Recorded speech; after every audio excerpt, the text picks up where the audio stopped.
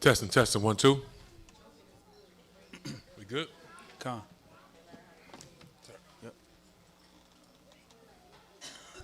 Shabbat Shalom, everyone. Shabbat Shalom. Shabbat Shalom. Shabbat Shalom. How everybody doing today? Good. Let me start over. How everybody doing today? Great. Okay. Amazing. It's amazing to see my two young sisters' faces. Been a minute. I hadn't heard their voices, but not seen their faces. It's a beautiful thing to see y'all back in here. I am Elder Ma'ad. This is Brother Iran from Awakening Ahayah Lake Church. Here through the grace of the Most High God, Ahayah, to present you another Sabbath lesson, this High Holy Week, the Feast of Dedications. We gonna get into it and break it down and see what the Feast of Dedication is all about and why we must remember this thing. It pleases our God to for us to remember these mighty days, these days when He performed His mighty acts to secure His people. That being said, let's salute our Heavenly Father. All hail Ahayah. All hail Ahayah. All hail Ahayah. All hail Ahayah. Okay. Hold on. All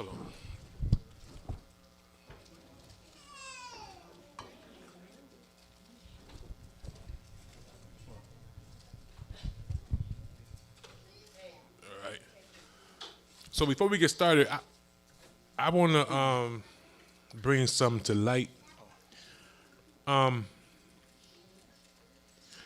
As time goes and the Most High brings us more information for and understanding, for anyone, I want to say this, anyone that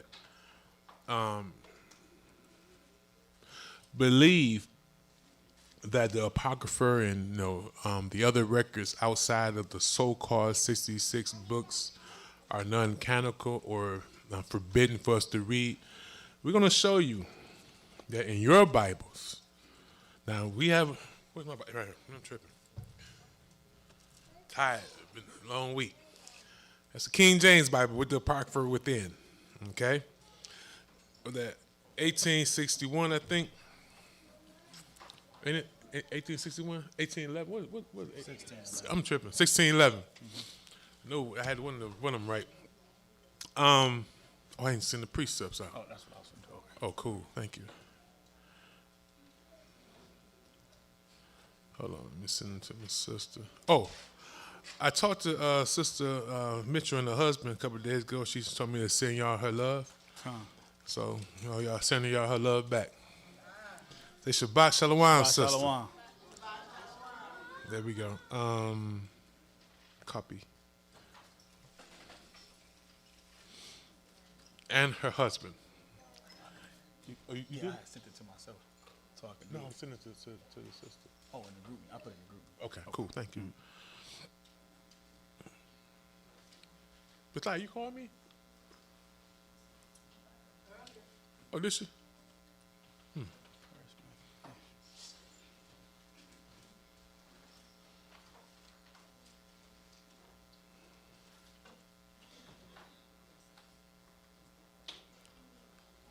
So, getting back to what I was just mentioning, we're going to read prophecy out of the book of Daniel, okay?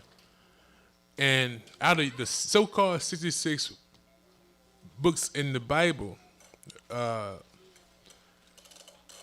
going to see that the book we're going to read from, or actually we're going to read, out of the Maccabees, we're going to see that in your Bibles that y'all hold so dear to, believing that nothing can go in outside, nothing else exists but the 66 books. We're going to find that in your Bibles, they've taken out the books that was prophesied concerning the Grecian Empire. Okay? And we're going to read prophecy, right, out of Daniel that's going to prophesy the Maccabees. Okay? And all the wars over these hundreds of years period that will be going on, prophesied in the book of Daniel, that's in the book of Maccabees. We're going to also read out of Josephus. Okay? Yes. The Apocrypha inside? I just mentioned it. So as I have always said, not today, that for those who believe the Roman Catholic Church is over y'all churches, it is their doctrine that you guys adhere to. And so they are the same ones telling you that these records that I just mentioned are non-canonical, but they're in their Bibles. Make that make sense. Okay? So, but we're going to read. We're going to show you that when Daniel's talking about the king of the north and the king of the south, right? That's Egypt and Syria. We're going to break it down for you. And we're going to get all the way from King Alexander, the so-called Greek the Great, all the way to Antiochus Epiphanes. Then in the end part, which we're not going to cover, it goes into what is called the Antichrist, who will rule the whole world. But we're not going to get into that today. We're going to focus on the Feast of Dedications. But let's get it.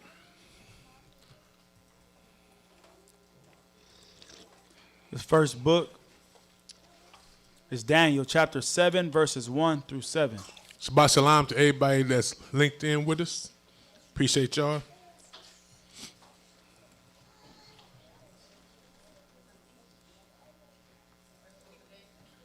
Daniel chapter 7, verses 7, 1 through 7. Chapter 7, verses 1 through 7. When everyone's there, Daniel chapter 7.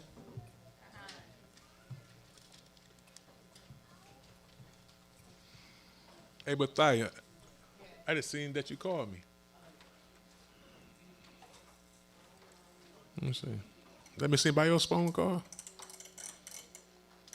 Baruch, I talked to you, Baruch. You called me twice? Oh, I called you back. Get pulled before you knock down the speaker.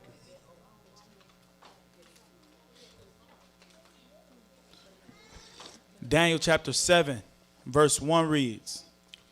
So, before we get started, let everybody know that the Most High gave Daniel a prophecy concerning the last 4 kingdoms that will rule the earth until Messiah comes, okay? And destroy all these kingdoms and establish his. Let's go. Verse 1. In the first year of Belshazzar, king of Babylon, Daniel had a dream and visions of his head upon his bed. Then he wrote the dream and told the sum of the matters. Daniel spake and said, I saw in my vision by night, and behold, the 4 winds of the heaven strove upon the great sea, and 4 great beasts came up from the sea, diverse one from another. The first was like a lion, and had eagle's wings. I beheld till the wings thereof were plucked, and it was lifted up from the earth, and made stand upon the feet as a man, and a man's heart was given to it. So we know that the first kingdom was Babylon. That's according to this prophecy. Not the first kingdom ever, but these are the last 4 kingdoms the Most High was showing Daniel. I like to call them the prophecy of consolation, because the Most High is showing us that our kingdom is near. All these things that come to pass, and we're right here. This is consolation, knowing that our oppression is almost over with. Let's go. Verse 5. And behold, another beast, a second, like to a bear, and it raised up itself on one side. And it had 3 ribs in the mouth of it, between the teeth of it. And they said thus unto it, Arise, devour much flesh. After this, I beheld, and lo, another. Like So the second beast is who? Who took down Babylon? The Medes and Persians. So this is what we're going to start off in Josephus. But let's go. Verse 6. After this, I beheld, and lo, another, like a leopard, which had upon the back of it 4 wings of a fowl. The beast had also 4 heads, and dominion was given to it. That's very important. The four heads represent something. Most High is prophesying about a third kingdom, and this is what I'm saying. It is in the 66, but there's no testimony in your 66 concerning the Grecian Empire. You can read about the Babylonian Empire, the Medes and Persians, and Rome. Rome is the fourth. What happened to the third? It was removed from your books. It was removed from your so-called 66. And again, we had hundreds of scrolls. We didn't have 66 books. The Roman Catholic Church put that together, okay? And I put it this way, the heathen put it together, okay?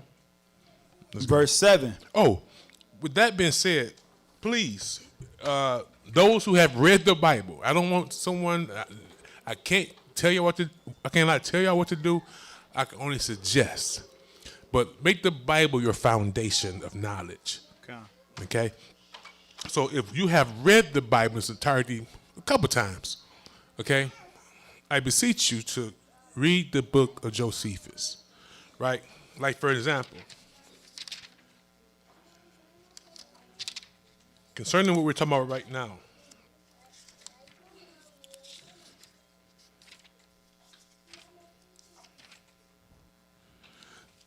chapter 12, containing the interval of 170 years, right? It says, from the death of Alexander the Great to the death of Judas Maccabees. Now, Josephus was a highly revered historian, like one who really loved the laws of the Most High and put his heart into preserving our records to the closest of his ability, okay? So he's using the records,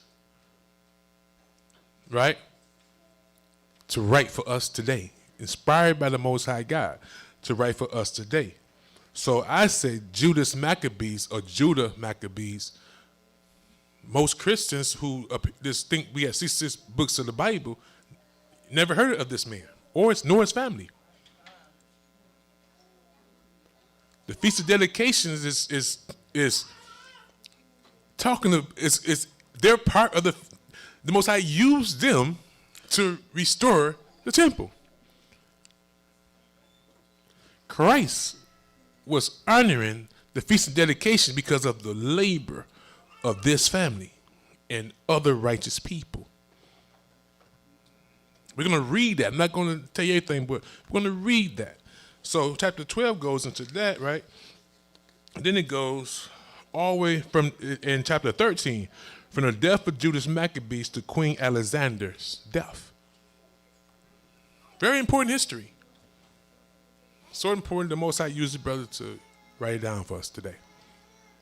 But it's not in your records. But also, although Daniel is inspired to prophesy concerning that brother. And those who fought with him. Let's get it. Still in the book of Daniel, chapter 7, verse 7. After this, I saw in the night visions, and behold, a fourth beast, dreadful. This is Rome, the final kingdom. Rome is Edom. Rome is Esau, the last wicked kingdom that will ever rule God's earth. According to prophecy in God's word. That's it. I said Greece. Grecian. Yeah, I'm talking about the Jews Maccabees. Yeah, that was during the Grecian Empire. I said the third, which is the Grecian Empire. Okay, sorry if I spoke too fast or something about that. Okay, let's get it. Verse 7. Daniel chapter 7, verse 7. After this I saw in the night visions, and behold, a fourth beast, dreadful and terrible, and strong exceedingly. And it had great iron teeth. It devoured and brake in pieces, and stamped the residue with the feet of it. And it was diverse from all the beasts that were before it, and it had 10 horns. 10 horns. It's talking about this murderous kingdom called Rome. Okay? Barakathah, who was spared none. So we see that in that reading, the Most High prophesied of 4 world powers, the third one being the Grecian world power, which is prophesied in the book of Daniel. Okay? And where we at? Let's go. Next reading. Daniel chapter 8, verse 1. Daniel chapter 8, verses 1 through 27. When we get to chapter 11, we're gonna go down and see how the Most High prophesied about Judas Maccabees and Alexander the Great in the many wars that will be fought and the desolation of the temple. Let's go. Verse 1 reads, in the 3rd year of the reign of King Belshazzar, a vision appeared unto me. This is 2 visions that the Most High gave concerning these last 4 world powers. Even unto me, Daniel, after that which appeared unto me at the first. And I saw in a vision, and it came to pass, when I saw, that I was at Shushan in the palace, which is in the province of Elam. And I saw in a vision, I was by the river of Ulai. Then I lifted up mine eyes, and saw, and behold, there stood before the river a ram which had 2 horns, and the 2 horns were high, but one was higher than the other, and the higher came up last. And I saw the ram pushing westward, and northward, and southward, so that no beast might stand before him, neither was there any that could deliver out of his hand. But he did according to his will, and became great. And as I was considering, behold, an he-goat came from the west on the face of the whole earth, and touched not the ground. And the goat had a notable horn between his eyes. And he came to the ram that had 2 horns, which I had seen standing before the river, and ran unto him in the fury of his power. And I saw him come close unto the ram, and he was moved with the choler against him, and smote the ram, and brake his 2 horns. And there was no power in the ram to stand before him, but he cast him down to the ground, and stamped upon him, and there was none that could deliver the ram out of his hand. Therefore the he-goat waxed very great, and when he was strong, the great horn was broken, and for it came up 4 notable ones toward the 4 winds of heaven. Again, the Most High prophesying about the Grecian Empire. Alexander the Greek is he's going to die early in age, and he's going to divide his kingdom to 4 of his friends. So Most High saying that from this man, his kingdom will be divided into 4, which will war against each other too. They will war for dominion, which is prophesied in chapter 11. But Most High is showing, he's talking about this Grecian Empire, and all through the 66 records of your Bible, I'm not saying, I'm just letting y'all know that they've taken out books out of your Bible. So don't be so dismissive when someone like myself is encouraging you to read our records. The Bible is prophesying about the Grecian Empire. Show me in your 66 where, besides in the book of Daniel, that you are getting information about the Grecian Empire.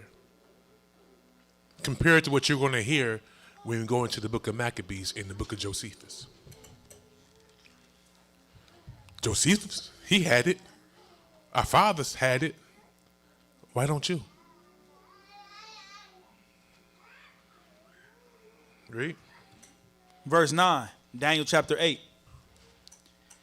And out of one of them came forth a little horn, which waxed exceeding great, toward the south, Shalom, toward the south, and toward the east, and toward the pleasant land. And it waxed great, even to the host of heaven. And it cast down some of the host, and of the stars to the ground, and stamped upon them. Yea, he magnified himself even to the prince of the host, and by him the daily sacrifice was taken away, and the place of his sanctuary was cast down. So we're talking about the Maccabees era, when the daily sacrifice was taken away. So the Bible is prophesying about an event that's not in your book. See? We're going to read, though, from our records, exactly the fulfillment of this prophecy. Read that again. Con. Verse 10. And it waxed great, even to the host of heaven, and it cast down some of the host and of the stars to the ground, and stamped upon them. Yea, he magnified himself even to the prince of the host, and by him the daily sacrifice was taken away, and the place of his sanctuary was cast down. They defiled the altar in the temple. They made it illegal to keep Sabbath and to do burnt offerings. They set up their own temples to Zeus and offered swine's flesh on it. The daily sacrifice was cut off. So Most High is prophesying about this empire, about this wicked man, Antiochus, who would cut off the daily sacrifice. Okay? Let's go. Verse 12. Daniel chapter 8, verse 12. And an host was given him against the daily sacrifice by reason of transgression. By reason of transgression. So it's leading to the feast of dedication because the Most High is saying that he will raise up men. Con. See? Raise up men to establish his pure worship again and give our people freedom. Read. And an host was given him against the daily sacrifice by reason of transgression. And our people was in sin. Read. And it cast down the truth to the ground. And it made it illegal to even have the records. Con. Made it illegal. Punishable of death. Death. Con. If you circumcise your man-child. You kept anything close to the commandments of God, it was illegal. Okay? They made it law that we cannot serve our God according to how he commanded us. We're going to read about some courageous men, courageous women, and some courageous young men. Okay, we read about a bunch of cowards too, who tried to save their life, but we know according to the Messiah, have lost their soul by compromising and transgressing God's law for a little moment of ease. Let's go. And it cast down the truth to the ground, and it practiced and prospered. Verse 13. Then I heard one saint speaking, and another saint said unto that certain saint which spake, How long shall be the vision concerning the daily sacrifice, and the transgression of desolation, to give both the sanctuary and the host to be trodden under foot? And he said unto me, Unto 2,300 days, then shall the sanctuary be cleansed. And it came to pass, when I, even I, Daniel, had seen the vision, and sought for the meaning, then behold, there stood before me as the appearance of a man. And I heard a man's voice between the banks of Ulai, which called and said, Gabriel, make this man to understand the vision. So he came near where I stood, and when he came, I was afraid and fell upon my face. But he said unto me, Understand, O son of man, for at the time of the end shall be the vision. Now as he was speaking with me, I was in a deep sleep on my face toward the ground, but he touched me and set me upright. And he said, Behold, I will make thee know what shall be in the last end of the indignation, for at the time appointed the end shall be. The ram which thou sawest having two horns are the kings of the Media and Persia. Now the last king was Darius. He's going to fight with Alexander the Greek. Okay? Read. Verse 21. And the rough goat is the king of Grecia. Of who? And the rough goat is the king of Grecia. So again, you see, this is not my interpretation. The Bible interpreting itself. So the Grecian Empire is during the time that the Most High used the Maccabees to restore his temple, because it was trodden underfoot by these wicked Grecians, by these wicked men. Con. the daily sacrifice was cut off, and he renewed it. He restored it. Read. And the rough goat is the king of Grecia, and the great horn that is between his eyes is the first king. Now that being broken, whereas four stood up for it, 4 kingdoms shall stand up out of the nation. 4 kingdoms were sent out of the Grecian power. Alexander was divided between 4 of his companions. Read. But not in his power. And in the latter time of their kingdom, when the transgressors are come to the full, a king of fierce countenance and understanding, dark sentences shall stand up. And his power shall be mighty, but not by his own power. And he shall destroy wonderfully, and shall prosper, and practice, and shall destroy the mighty and the holy people. And through his policy also, he shall cause craft to prosper in his hand. Deception. And he shall magnify himself in his heart, and by peace shall destroy many. He shall also stand up against the prince of princes, but he shall be broken without hand. And the vision of the evening and the morning which was told is true. Wherefore, shut thou up the vision, for it shall be for many days. And I, Daniel, fainted, and was sick certain days. Afterward I rose up, and did the king's business, and I was astonished at the vision, but none understood it. Daniel chapter 11, verses 1 through 39.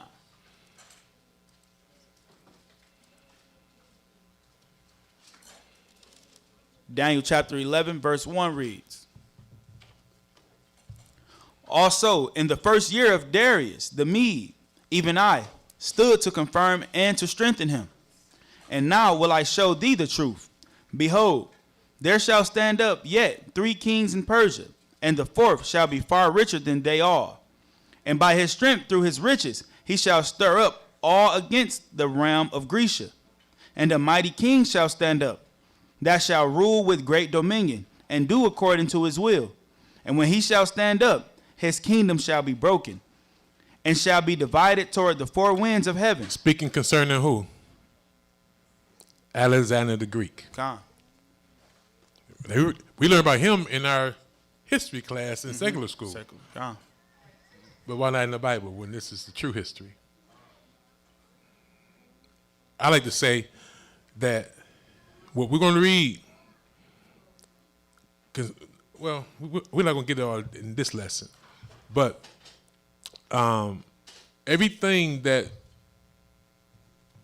the Christian doctrine is established on, this what was going on. This is, to me, this is the origin of true Christianity. The things that the Most High commanded us by force and by policy, they established their religion through force and deception and violence. So today, we don't understand that what our people are doing in these churches willfully, we was once killed for it. People have lost their lives. Yep, God. But today, ignorantly, we do it with free will. Over 1,000 lost their life in a cave because they didn't truthfully understand the fullness of the Sabbath. The Sabbath says we cannot make war, right? So they wanted to keep Sabbath so they would not fight, defend themselves, believing that they would transgress the Sabbath. Over 1,000 men and women lost their lives. Today, we just don't keep Sabbath because some men has told us the Sabbath is any day we choose to worship God. Well, they knew what day was the Sabbath. And the Most High put his spirit in Judas Maccabees and said, nah, you cannot make war, but you can fight. You can defend your life and your nation on the Sabbath, or else they're going to destroy all my seed on the Sabbath. He came with the correction, okay? And to do these pagan, wicked holidays, which we're going to see them being compelled, the cowards compelled to do, we do it willfully today, okay? The Feast of Bacchus, Christmas, Thanksgiving, but all coming up, New Year's, all these wicked pagan days, we do it with free will today. But we was forced to do these days. the cowards was forced to do these. I'm gonna keep saying the cowards because those are the ones who compromised and did it. But the righteous stood up and gave their lives up for the laws of their nation and for their God. They died gloriously. Okay? Let's get it. Still in Daniel chapter 11, verse 4. And when he shall stand up, his kingdom shall be broken, and shall be divided toward the four winds of heaven, and not to his prosperity, nor according to his dominion which he ruled. For his kingdom shall be plucked up, even for others beside those. And the king of the south shall be strong, and one of his princes, and he shall be strong above him, and have dominion. Now, the king of the south, according to history, this is Ptolemy, because his friends were his friend Ptolemy went and took over Egypt, but they fought for years. So they're fighting against each other for hundreds of years, for like 150, 160 years. But the Most High has given us a whole history lesson real quick concerning what be going on before the desolation of his temple. Let's go. And he shall be strong above him and have dominion. His dominion shall be a great dominion. Verse 6. And in the end of years they shall join themselves together. For the king's daughter of the south shall come to the king of the north to make an agreement. Now these are political alliances, but when you get to reading the thing, you're going to see both kings came to the table with deceit. Gave it, I think, what's that woman? Cleopatra. Yep. She was given into marriage as a political alliance, but we're going to see that it was deception. Okay, read. For the king's daughter of the south shall come to the king of the north to make an agreement, but she shall not retain the power of the arm, neither shall he stand, nor his arm, but she shall be given up, and they that brought her, and he that begat her, and he that strengthened her in these times. But out of a branch of her roots shall one stand up in his estate, which shall come with an army, and shall enter into the fortress of the king of the north, and shall deal against him, and shall prevail. And shall also carry captives into Egypt their gods, with their princes and with their precious vessels of silver and of gold. And he shall continue more years than the king of the north. So the king of the south shall come into his kingdom, and shall return into his own land. Verse 10. But his sons shall be stirred up, and shall assemble a multitude of great forces, and one shall certainly come and overflow and pass through. So we're going to read this when we see the king going back into the country to collect his taxes, and we're going to read it. But let's go. And one shall certainly come and overflow and pass through. Then shall he return and be stirred up, even to his fortress. And the king of the south shall be moved with choler, and shall come forth and fight with him, even with the king of the north. And he shall set forth a great multitude, but the multitude shall be given into his hand. And when he hath taken away the multitude, his heart shall be lifted up, and he shall cast down many 10,000s, but he shall not be strengthened by it. For the king of the north shall return, and shall set forth a multitude greater than the former, and shall certainly come after. I think that was, what's his name? Artaxerxes? How you say his name? Yep. Okay, yeah. Different tongues. Yeah, let's go. And shall set forth a multitude greater than the former, and shall certainly come after certain years with a great army and with much riches. And in those times there shall many stand up against the king of the south. Also the robbers of thy people shall exalt themselves to establish the vision, but they shall fall. So the king of the north shall come and cast up a mount, and take the most fenced cities, and the arms of the south shall not withstand, neither his chosen people, neither shall there be any strength to withstand. But he that cometh against him shall do according to his own will, and none shall stand before him, and he shall stand in the glorious land, which by his hand shall be consumed. Verse 17. He shall also set his face to enter with the strength of his whole kingdom, and upright ones with him. Thus shall he do. And he shall give him the daughter of women, corrupting her, but she shall not stand on his side, neither be for him. After this shall he turn his face unto the isles, and shall take many. But a prince for his own behalf shall cause the reproach offered by him to cease. Without his own reproach he shall cause it to turn upon him. Then shall he turn his face toward the fort of his own land, but he shall stumble and fall and not be found. Then shall stand up in his estate a raiser of taxes in the glory of the kingdom. But within few days he shall be destroyed. They assassinated him. Let's go. Neither in anger nor in battle. Verse 21. And in his estate shall stand up a vile person. Now who is the vile person? Antiochus Epiphanes. Okay, let's go. And in his estate shall stand up a vile person, to whom they shall not give the honor of the kingdom, but he shall come in peaceably, and obtain the kingdom by flatteries. And with the arms of a flood shall they be overflown from before him. Now we're gonna read. He wasn't outwardly our enemy, right? So but the directors are gonna, Josephus is gonna explain it. But when he came to the gate, they opened the gate because they didn't see him as a threat, and he destroyed our people, kind of like a in-person Trojan horse or something. You know what I mean? But let's go. Con. Go ahead. 22. And with the arms of a flood shall they be overflown from before him, and shall be broken. Not a literal flood, but an army. Yea, also the prince of the covenant. And after the league made with him, he shall work deceitfully. For he shall come up, and shall become strong with the small people. He shall enter peaceably, even upon the fattest places of the province. And he shall do that which his fathers have not done, nor his father's father. He shall scatter among them the prey, and spoil and riches. Yea, and he shall forecast his devices against the strongholds, even for a time. And he shall stir up his power and his courage against the king of the south with the great army. Egypt. And the king of the south shall be stirred up to battle with the very great and mighty army. But he shall not stand, for they shall forecast devices against him.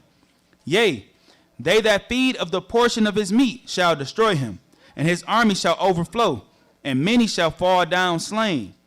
And both these kings' hearts shall be to do mischief, and they shall speak lies at one table, but it shall not prosper, for yet the end shall be at the time appointed. Then shall he return into his land with great riches, and his heart shall be against the holy covenant. Against the who? Against the holy covenant. I ain't coming for us. Read. And he shall do exploits, and return to his own land. At the time appointed he shall return, and come toward the south, but it shall not be as the former, or as the latter. Verse 30. For the ships of Shittim shall come against him. Therefore he shall be grieved, and return, and have indignation against the holy covenant. So shall he do. He shall even return, and have intelligence with them that forsake the holy covenant. So these are the wicked men that went to get a license to do according to the custom of the heathen. Read. That sold us out. But let's go. 31. And arms shall stand on his part, and they shall pollute the sanctuary of strength. They should do what? Pollute the sanctuary of strength, and shall take away the daily sacrifice. They should take it. They should pollute the who? The sanctuary of strength, and shall take away the daily sacrifice. So the Most High is prophesying the Feast of Dedication, the events leading up to the Feast of Dedication in the book of Daniel. Okay? Read. God. And arms shall stand on his part, and they shall pollute the sanctuary of strength, and shall take away the daily sacrifice, and they shall place the abomination that maketh desolate. And such as do wickedly against the covenant shall he corrupt by flatteries.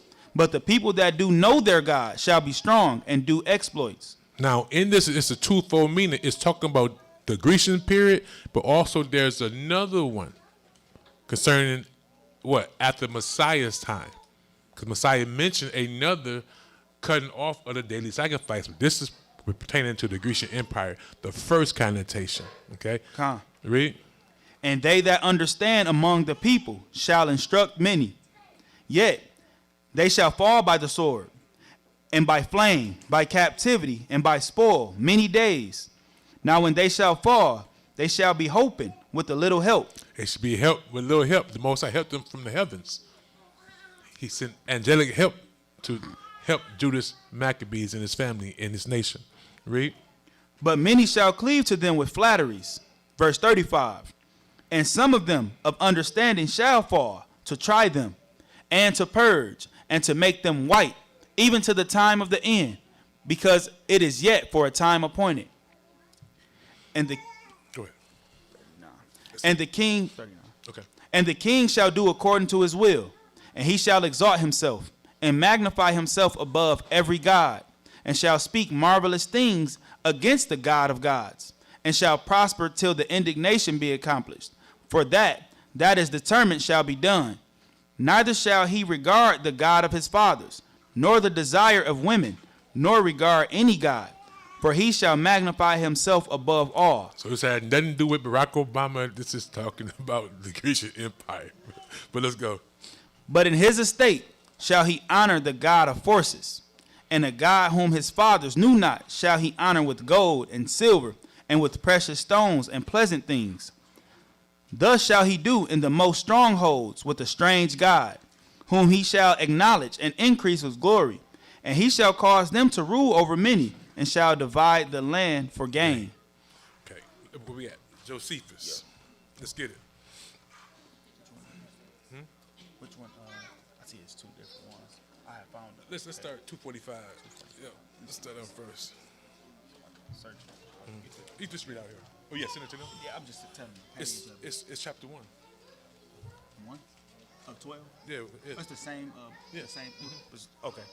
So I just tell them to go. So they got it right, don't they? Yeah, they got it. Then they can just scroll up there. I told them to pay for the second one. Okay. We at Josephus. It's book 12, but it's chapter 1. So I sent y'all the link. Just scroll up to chapter 1, as I was at chapter 5. And I'll put the link in the chat as well. We're gonna read chapter 1, then we're gonna go down. We're gonna go down to chapter 5. 5. I desire to read the whole thing. It's so much we can't just do it in this lesson. So I'm just trying to pick a portion we can read, but it's a whole lot. It's book 12, chapter 1. Yep, it was chapter 5 was page 501. So just scroll up from chapter 5 to find yeah. Yes. Yep. No. Yep. Yeah. If you read that in entirety, you really understand what Daniel was saying, because Josephus is going to break it down, even refer that this what Daniel was referring to. Go ahead. 476. 476. It's in the. Oh, y'all not in the group chat. Con. If you guys go to the lesson, it's a link in there. Okay. Yep.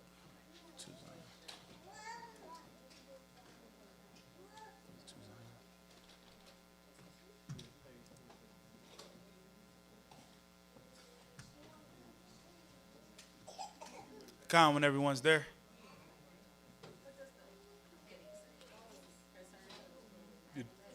No. From the death of Alexander the Great to the death of Judas Maccabees. If you scroll on your phone, like you see the side, you can scroll faster. You're sure, Brooke, how to do it?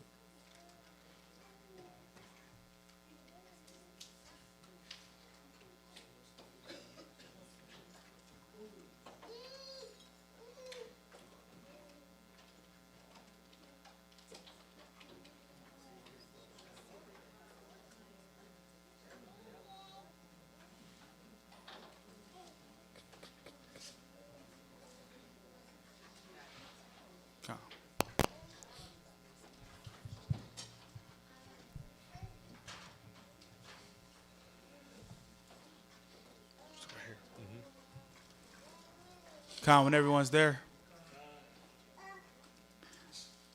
Now when Alexander, king of Macedon, had put an end to the dominion of the Persians, and had settled the affairs of Judea after the forementioned manner, he ended his life.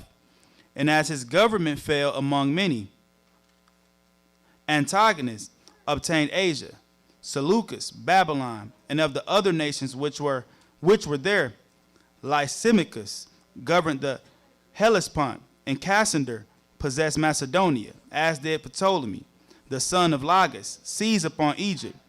And while these princes ambitiously strove one against another, every one for his own principality, it came to pass that there were continual wars, and those lasting wars too. And the cities were sufferers, and lost a great many of their inhabitants in these times of distress, insomuch that all Syria, by the means of Ptolemy, the son of Lagus, underwent the reverse of the denomination of Savior, which he then had. He also seized upon Jerusalem, and for that end made us of deceit and treachery. For as he came into the city on the Sabbath day, as if he would offer sacrifice, he, without any trouble, gained the city, while the Jews did not oppose him, for they did not suspect him to be their enemy. And he gained it thus, because they were free from suspicion of him, and because on that day they were at rest and quietness. And when he had gained it, he reigned over it in a cruel manner. Nay, Agatharchides of Cnidus, who wrote the acts of Alexander's successors, reproaches us with superstition, as if we by it had lost our liberty, where he says thus: there is a nation called the nation of the Jews, who inhabit a city strong and great, named Jerusalem. These men took no care, but let it come into the hands of Ptolemy, as not willing to take arms, and thereby they submitted to be under a hard master, by reason of their unseasonable superstition. This is what Agatharchides relates of our nation. But when Ptolemy had taken a great many captives, both from the mountainous parts of Judea and from the places about Jerusalem and Samaria and the places near Mount Gerizim, he led them all into Egypt and settled them there. And as he knew that the people of Jerusalem were most faithful in the observation of oaths and covenants, and this from the answer they made to Alexander, and he sent an embassage to them after he had beaten Darius in battle. So he distributed many of them into garrisons, and at Alexandria gave them equal privileges of citizens with the Macedonians themselves, and required of them to take their oaths that they would keep their fidelity to the posterity of those who committed the places to their care. Nay, there were not a few other Jews who, of their own accord, went into Egypt, as invited by the goodness of the soil and by the liberality of Ptolemy. However, there were disorders among their posterity, with relation to the Samaritans, on account of their resolution to preserve that conduct of life, which was delivered to them by their forefathers. And they thereupon contended one with another, while those of Jerusalem said that their temple was holy, and resolved to send their sacrifices thither. But the Samaritans were resolved that they should be sent to Mount Gerizim. Chapter 5. Dropping down to chapter 5. What was it, 2? 56.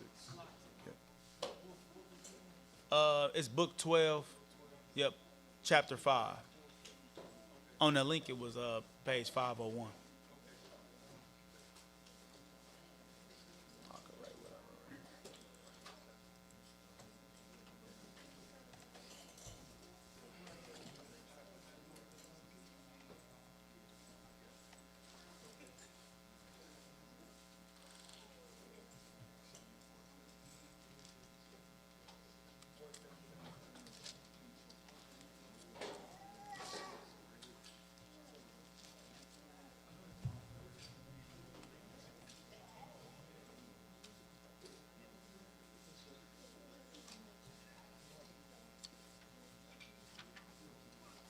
When everyone's there.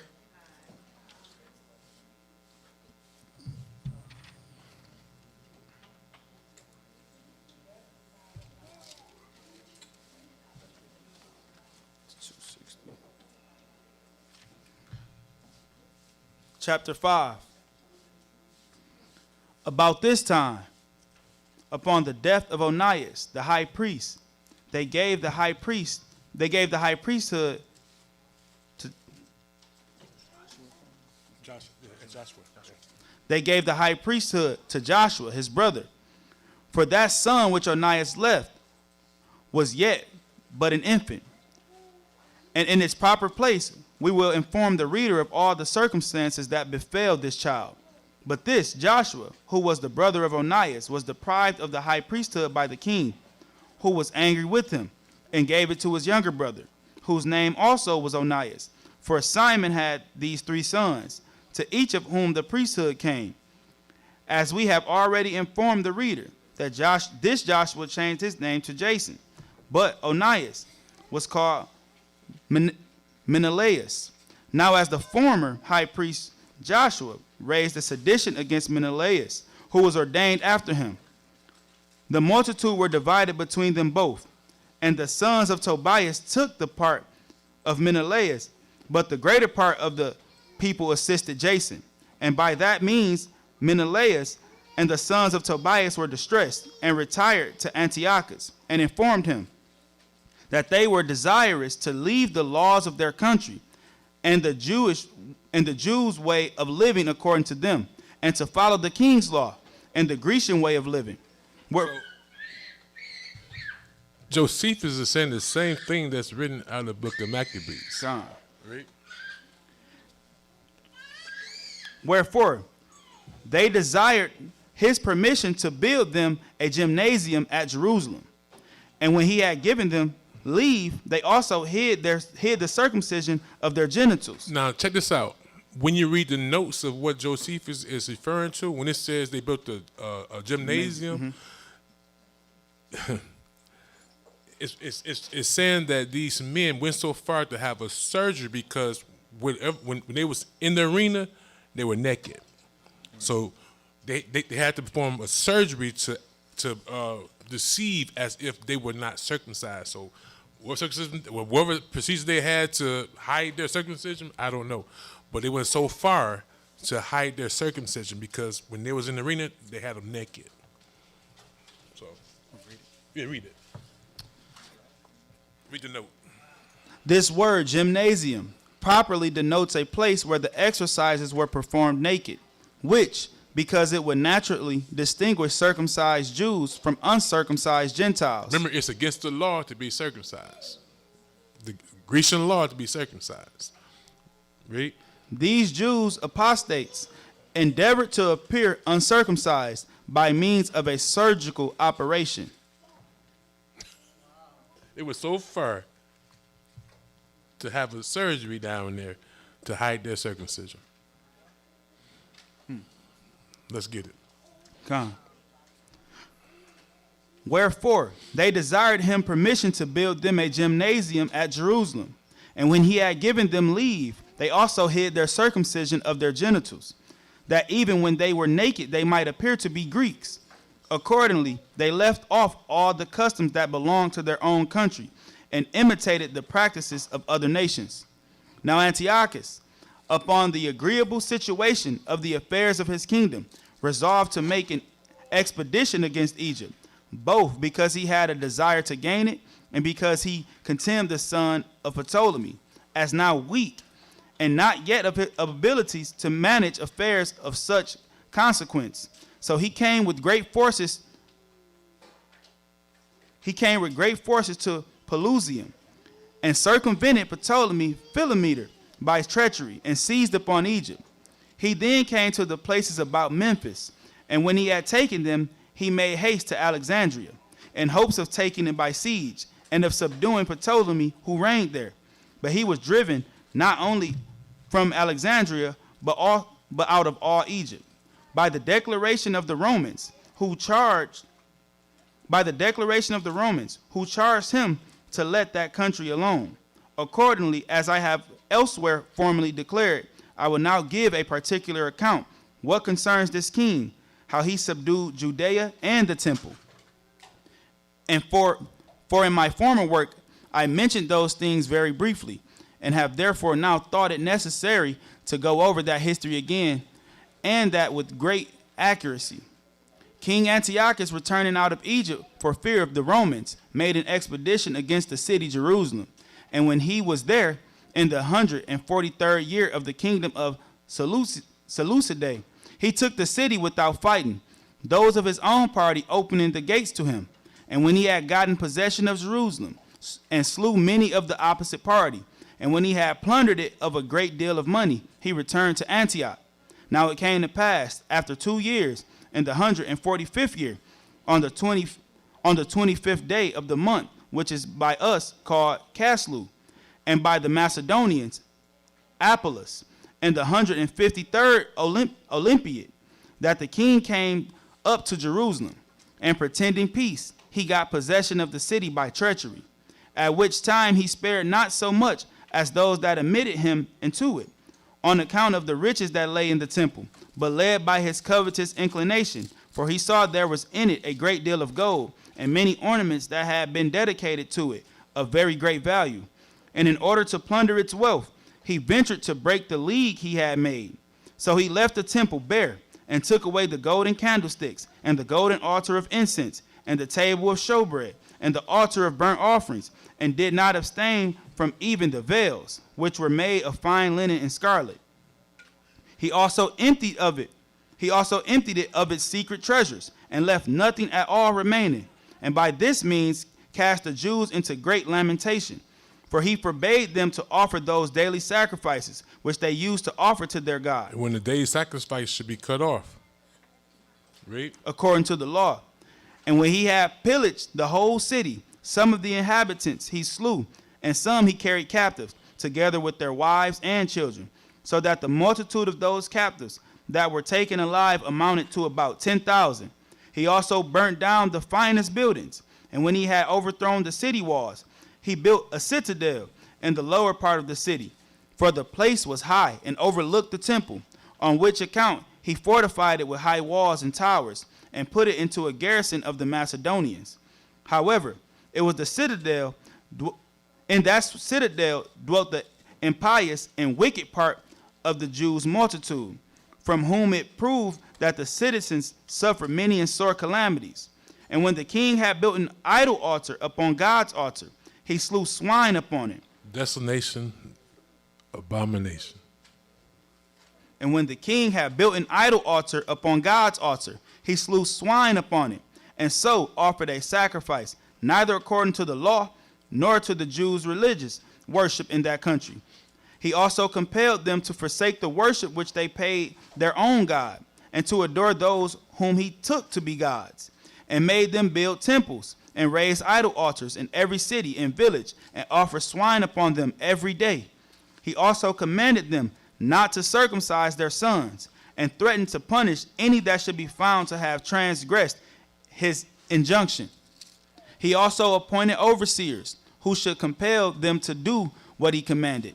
And indeed, many Jews there were who complied with the king's commands, either voluntarily or out of fear of the penalty that was denounced. But the best men and those of the noblest souls did not regard him, but did pay a greater respect to the customs of their country that concerned as to the punishment which he threatened to be disobedient, to the disobedient, on which account they every day underwent great miseries and bitter torments, for they were whipped with rods, and their bodies were torn to pieces, and were crucified while they were still alive and breathed. They also strangled those women and their sons whom they had circumcised, as the king had appointed, hanging their sons about their necks as they were upon the crosses. And if there were any sacred book of the law found, it was destroyed, and those with whom they were found miserably perished also. When the Samaritans saw the Jews under these sufferings, they no longer confessed they were of their kindred, nor that the temple of Mount Gerizim belonged to the Almighty God. This was according to their nature, as we have already shown.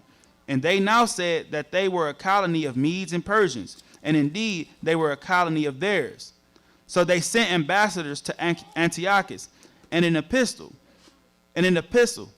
whose contents are these: to King Antiochus, the God of Epiphanes, a memorial for the Sidonians, who live at Shechem, our forefathers, upon certain frequent plagues, and as following a certain ancient superstition, had a custom of observing that day which by the Jews is called the Sabbath. And when they had erected a temple at the mountain of Gerizim, though without a name, they offered upon it the proper sacrifices. Now upon the just treatment of these wicked Jews, those that managed their affairs, supposing that we were of kin to them, and practiced as they do, make us liable to the same accusations, although we are originally Sidonians, as is evident from the public records. We therefore beseech thee, our benefactor and Savior, to give order to Apollonius, the governor of this part of the country, and to Nicanor, the procurator of thy affairs, to give us no disturbance, nor to lay to our charge what the Jews are accused for, since we are aliens from their nation and from their customs. But let our temple, which at present have no name at all, be named the temple of Jupiter Hellenius. If this were once done, we should be no longer disturbed, but should be more intent on our own occupation with quietness, and so bring in a greater revenue to thee. When the Samaritans had petitioned for this, the king sent them back the following answer in an epistle. King Antiochus to Nicanor, the Sidonians who lived at Shechem have sent me the memorial enclosed. When therefore we were advising with our friends about it, the messengers sent by them represented to us that they are no way concerned with accusations which belong to the Jews, but choose to live after the customs of the Greeks. Accordingly, we declare them free from such accusations, in order that, agreeable to their petition, their temple be named the temple of Jupiter Hellenius. He also sent the like epistle to Apollonius, the governor of that part of the country, in the 46th year, and the 18th day of the month Hecatombian. Now at this time there was one whose name was Mattathias, who dwelt at Modin, the son of John, the son of Simeon, the son of Asamoneus, a priest of the order of Joarib, and a citizen of Jerusalem. He had 5 sons: John, who was called Gaddis, and Simeon, who was called Matthias, and Judas, who was called Maccabeus, and Eleazar, who was called Aaron, and Jonathan, who was called Aphus. Now this Mattathias lamented to his children the sad state of their affairs, and the ravage made in the city, and the plundering of the temple, and the calamities the multitude were under. And he told them that it was better for them to die for the laws of their country than live so ingloriously as they then did. But when those that were appointed by the king were come to Modin, that they might compel the Jews to do what they were commanded, and to enjoin those that were there to offer sacrifice, as the king had commanded, they desired that Mattathias, a person of the greatest character among them, both on other accounts, and particularly on account of such a numerous and so deserving a family of children, who began the sacrifice, because his fellow citizens will follow his example, and because such a procedure would make him honored by the king. But Mattathias said that he would not do it, and that if all the other nations would obey the commands of Antiochus, either out of fear or to please him, yet would not he nor his sons leave the religious worship of their country. But as soon as he had ended his speech, there came one of the Jews into the midst of them, and sacrificed as Antiochus had commanded, at which Mattathias had great indignation, and ran upon him violently with his sons, who had swords with them, and slew both the man himself that sacrificed, and Apelles, the king's general, who compelled them to sacrifice with a few of his soldiers. He also overthrew the idol altar, and cried out, "If," said he, "any one be zealous for the laws of his country, and for the worship of God, let him follow me." And when he had said this, he made haste into the desert with his sons, and left all his substance in the village. Many others did the same also, and fled with their children and wives into the desert, and dwelt in caves. But when the king's generals had heard this, they took all the forces then They took all the forces they then had in the citadel at Jerusalem and pursued the Jews into the desert. And when they had overtaken them, they in the first place endeavored to persuade them to repent and to choose what most for their advantage, and not put them to the necessity of using them according to the law of war. But when they would not comply with their persuasions, but continued to be of a different mind, they fought against them on the Sabbath day, and they burnt them as they were in the caves, without resistance and without so much as stopping up the entrances of the caves. And they avoided to defend themselves on that day, because they were not willing to break in upon the honor they owed the Sabbath. What phone was that? Your phone on there? It's whoever phone on the speaker. I ain't got no Bluetooth. Oh, whichever one connected to your iCloud. Oh. And they avoided to defend themselves on that day, because they were not willing to break in upon the honor they owed the Sabbath, even in such distresses, for our law requires that we rest upon that day. There were about 1,000 with their wives and children who were smothered and died in these caves. That's my daughter. But many of those that escaped joined themselves to Mattathias and appointed him to be their ruler, who taught them to fight even on the Sabbath day, and told them that unless they would do so, they would become their own enemies by observing the law so rigorously, while their adversaries would still assault them on this day. And they would not then defend themselves, and that nothing could then hinder, but they must all perish without fighting. This speech persuaded them, and this rule continues among us this day, that if there be a necessity, we may fight on Sabbath days. So Mattathias got a great army about him, and overthrew their idol altars, and slew those that broke the laws, even all that he could get under his power. For many of them were dispersed among the nations round about them for fear of him. He also commanded that those boys who were not yet circumcised should be circumcised now, and he drove those away that were appointed to hinder such their circumcision.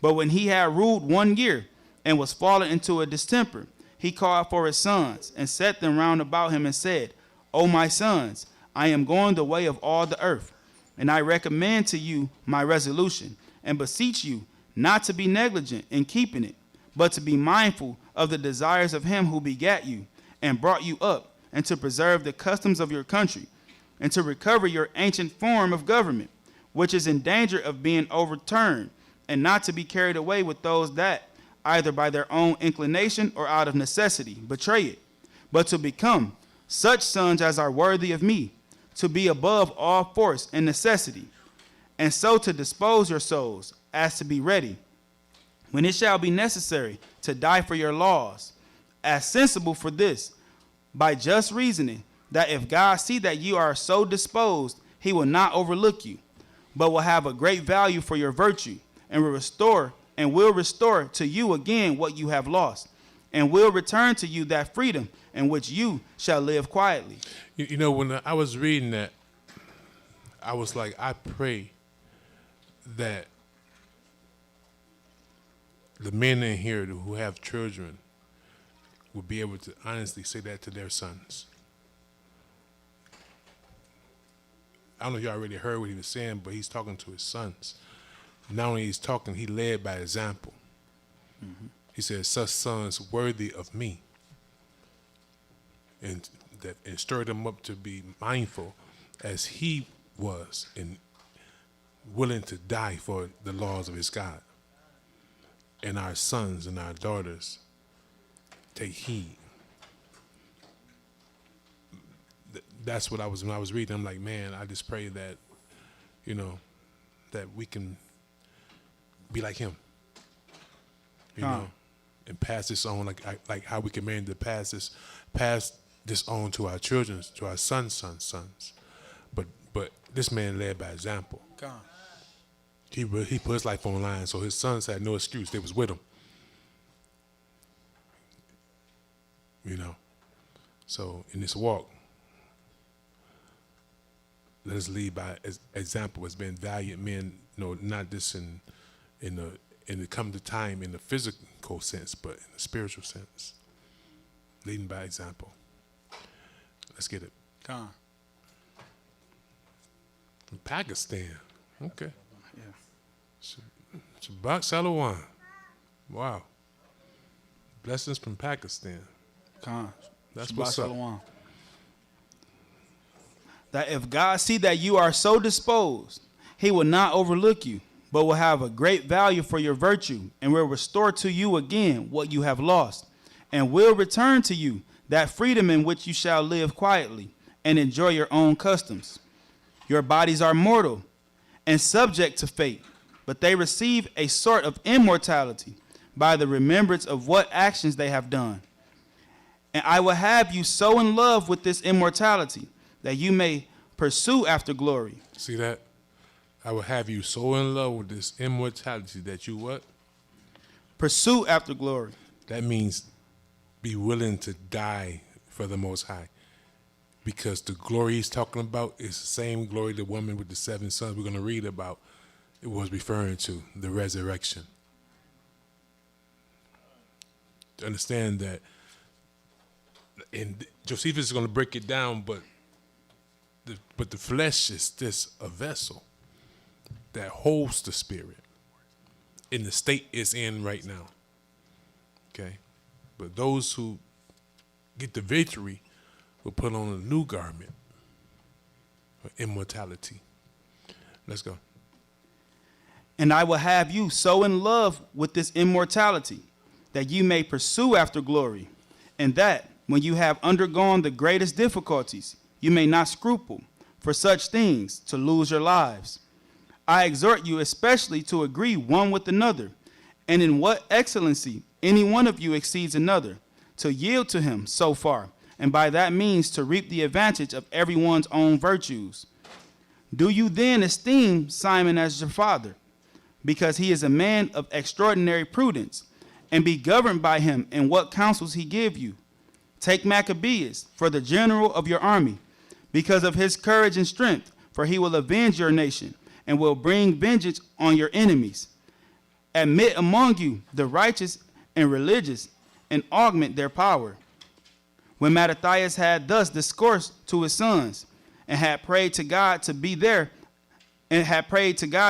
assistant, and to recover to the people their former constitution, he died a little afterward, and was buried at Modin, all the people making great lamentation for him, whereupon his son Judas took upon him the administration of public affairs in the 146th year, and thus, by the ready assistance of his brethren and of others, Judas cast their enemies out of the country, and put those of their own country to death who had transgressed its laws, and purified the land of all the pollutions that were in it.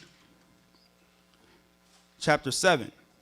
When Apollonius, the general of the Samaritan forces, heard this, he took his army and made haste to go against Judas, who met him and joined battle with him and beat him and slew many of his men, and among them Apollonius himself, their general, whose sword being that which he had happened then to wear, he seized upon and kept for himself, but he wounded more than he slew, and took a great deal of prey from the enemy's camp, and went his way.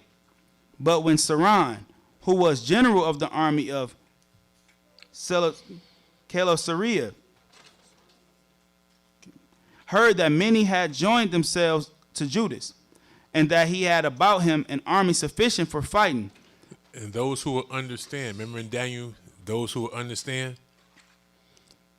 Go ahead.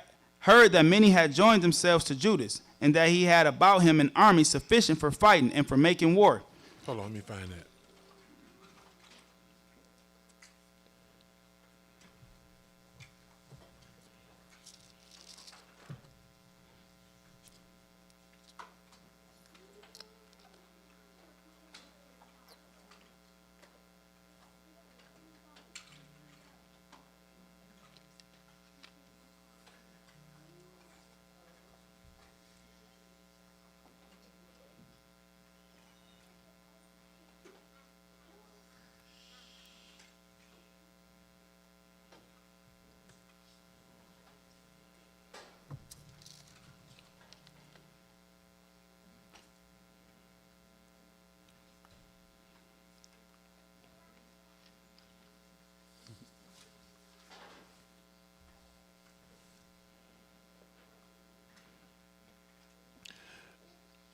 Daniel chapter 11, verse 32 and 33, it says, "And such as do wickedly against the covenant shall he corrupt by flattery. But the people that do know their God shall be strong and do exploits. And they that understand among the people shall instruct many. Yet they shall fall by the sword and by flame, by captivity, and by sword and by spoil many days. Now, when they shall fall, they should be hopping with a little help, and many should cleave to them with flattery." Let's go. Back to chapter 7. He determined to make an expedition against him, as thinking it became him to endeavor to punish those that transgressed the king's injunctions. He then got together an army as large as he was able, and joined to it the renegade and wicked Jews, and came against Judas. He then came as far as Betharan, a village of Judea, and there pitched his camp, upon which Judas met him. And when he intended to give him battle, he saw that his soldiers were backward to fight, because their number were small, and because they wanted food, for they were fasting. He encouraged them and said to them that victory and conquest of enemies are not derived from the multitude in armies, but in the exercise of piety towards God, and that they had the plainest instances in their forefathers, who by their righteousness and exerting themselves on behalf of their own laws and their own children have frequently conquered many 10,000s. So how did they receive the victory? Was it by the number of the soldiers or by their righteousness? Righteousness. Their reliance on the Most High. God. It was fasting. It was praying, crying out to the Most High, putting on sackcloth. All right? One mind, one spirit. Read. For innocence is the strongest army. For who? Innocence is the strongest army. For innocence is the strongest army. Innocence means blameless. God. Okay? By this speech, he induced his men to contemn the multitude of the enemy, and to fall upon Saran, and upon joining battle with him. He beat the Syrians, and when their general fell among the rest, they all ran away with speed, as thinking that to be their best way of escaping. So he pursued them unto the plain, and slew about 800 of them of the enemy. But the rest escaped to the region which lay near to the sea. When King Antiochus heard of these things, he was very angry. He was very angry at what had happened. So he got together all his own army, with many mercenaries whom he had hired from the islands, and took them with him, and prepared to break into Judea about the beginning of the spring. But when, upon his mustering his soldiers, he perceived that his treasures were deficient, and there was a want of money in them, for all the taxes were not paid, by reason of the seditions there had been among the nations, he having been so magnanimous and so liberal that what he had was not sufficient for him. He therefore resolved first to go into Persia and collect the taxes of that country. Hereupon he left one whose name was Lysias, who was in great repute, with him, governor of the kingdom, as far as the bounds of Egypt, and of the lower Asia, and reaching from the river Euphrates, and committed to him a certain part of his forces and of his elephants, and charged him to bring up his son Antiochus with all possible care, until he came back, and that he should conquer Judea, and take its inhabitants for slaves, and utterly destroy Jerusalem, and abolish the whole nation. And when King Antiochus had given these things in charge to Lysias, he went into Persia, and in the 147th year he passed over Euphrates, and went to the superior provinces.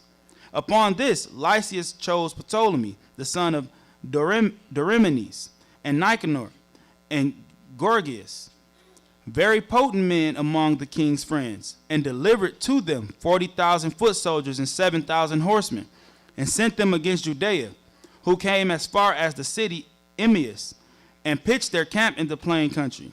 There came also to them auxiliaries out of Syria, and came also and the country round about, as also many of the renegade Jews.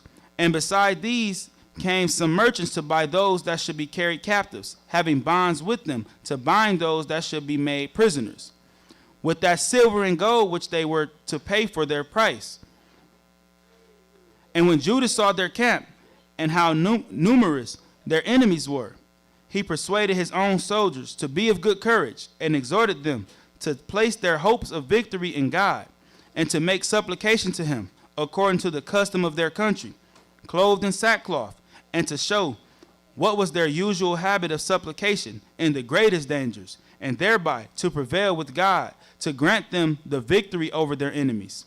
So he set them in their ancient order of battle, used by their forefathers, under their captains of thousands and other officers, and dismissed such as were newly married, as well as those that had newly gained possessions, that they might not fight in a cowardly manner, out of an inordinate love of life, in order to enjoy those blessings.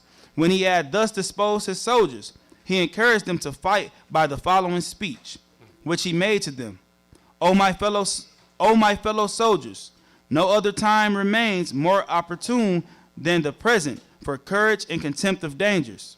For if you now fight manfully, you may recover your liberty, which, as it is a thing of itself agreeable to all men. How many did he say was of the other army? 40,000 foot soldiers, 7,000 horsemen. How many of it is them? I think it's like 3,000. He sent those who was, he's gonna send those who was newly married back home, and those who had just recently gained land or whatever back home. Just 3,000. He said now is the opportunity, like Most High is showing them, it ain't the multitude of the army. It's the reliance on him. Read. Come. O my fellow soldiers, no other time remains more opportune than the present for courage and contempt of dangers. For if you now fight manfully, you may recover your liberty, which, as it is a thing of itself agreeable to all men, so it proves to be to us much more desirable, by its affording us the liberty of worshiping God. Since, therefore, you are in such circumstances at present, you must either recover that liberty, and so regain a happy and blessed way of living. What do we mean by recover that liberty? Do anyone know? Yes, Brother Caleb. I assume by winning the battle. And that gives them what? They'll win, and then they can return home and be happy and praise. On their own government, liberty, not oppressed by the heathen, okay? And being in subjection to their laws, their customs, right? You must either recover that liberty, and so regain a happy and blessed way of living, which is that according to our laws and the customs of our country, or to submit to the most appropriate sufferings. So he basically, if you're scared, this was going to happen. Read. Nor will any seed of your nation remain if you be beaten this battle. Fight therefore manfully, and suppose that ye must die, though you do not fight. That same mentality we have to have in the spiritual warfare. There's no difference. There's no difference between this. The only difference is one physical and one spiritual, but we still fighting the same demons. But that same, that's what the Most High always command us to be courageous and have this mindset. Read that again. This is, right now, we're not fighting physically. They said we're fighting against the principalities, right? The fallen angels, the fallen angelic hierarchy. But what mentality must we have? Nor will any seed of your nation remain if you be beaten this battle. Fight therefore manfully, and suppose that ye must die, though you do not fight. Fight manfully, man and women alike. And suppose that we must die. It's written that those who serve God, a lot of us will die. Read. Though you do not fight, but believe that besides such glorious rewards as those of the liberty of your country, of your laws, of your religion. Ye shall then obtain everlasting glory. Prepare yourselves, therefore, and put yourselves into such an agreeable posture, that you may be ready to fight with the enemy as soon as it is day tomorrow morning. And this was the speech which Judas made to encourage them. But when the enemy sent Gorgias with 5,000 foot and 1,000 horse, that he might fall upon Judas by night, and have for that purpose certain of the renegade Jews as guides, the son of Mattathias perceived it, and resolved to fall upon those enemies that were in their camp. Now their forces were divided. Sneak him at nighttime. They're ready for him. Go ahead. Now their forces were divided. When they had therefore supped in good time, and had left many fires in their camp, he marched all night to those enemies that were at Emmaus, so that when Gorgias found no enemy in their camp, but suspected that they were retired and hidden themselves among the mountains, he resolved to go and seek them wheresoever they were. But about break of day, Judas appeared to those enemies that were at Emmaus with only 3,000 men, and those ill armed by reason of their poverty.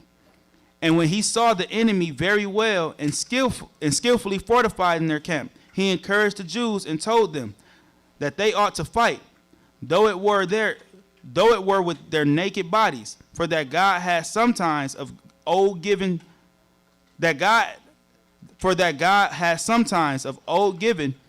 such men strength, and that against such as were men strength, and that against such as were more in number. So that's why the Most High command us to remember his testimonies. He's bringing back the testimonies. There's been times where the Most High has given man extraordinary strength. One of the mighty men slew like his sword wouldn't even stop. He killed them. How many people? It was hundreds. I forgot what's the mighty man name that was with David. But say his sword wouldn't stop. So the Most High, he's bringing back times when they was outnumbered. The Most High gave certain men extraordinary strength, and they got the victory. He would do the same for them if they have that same constitution. Let's go.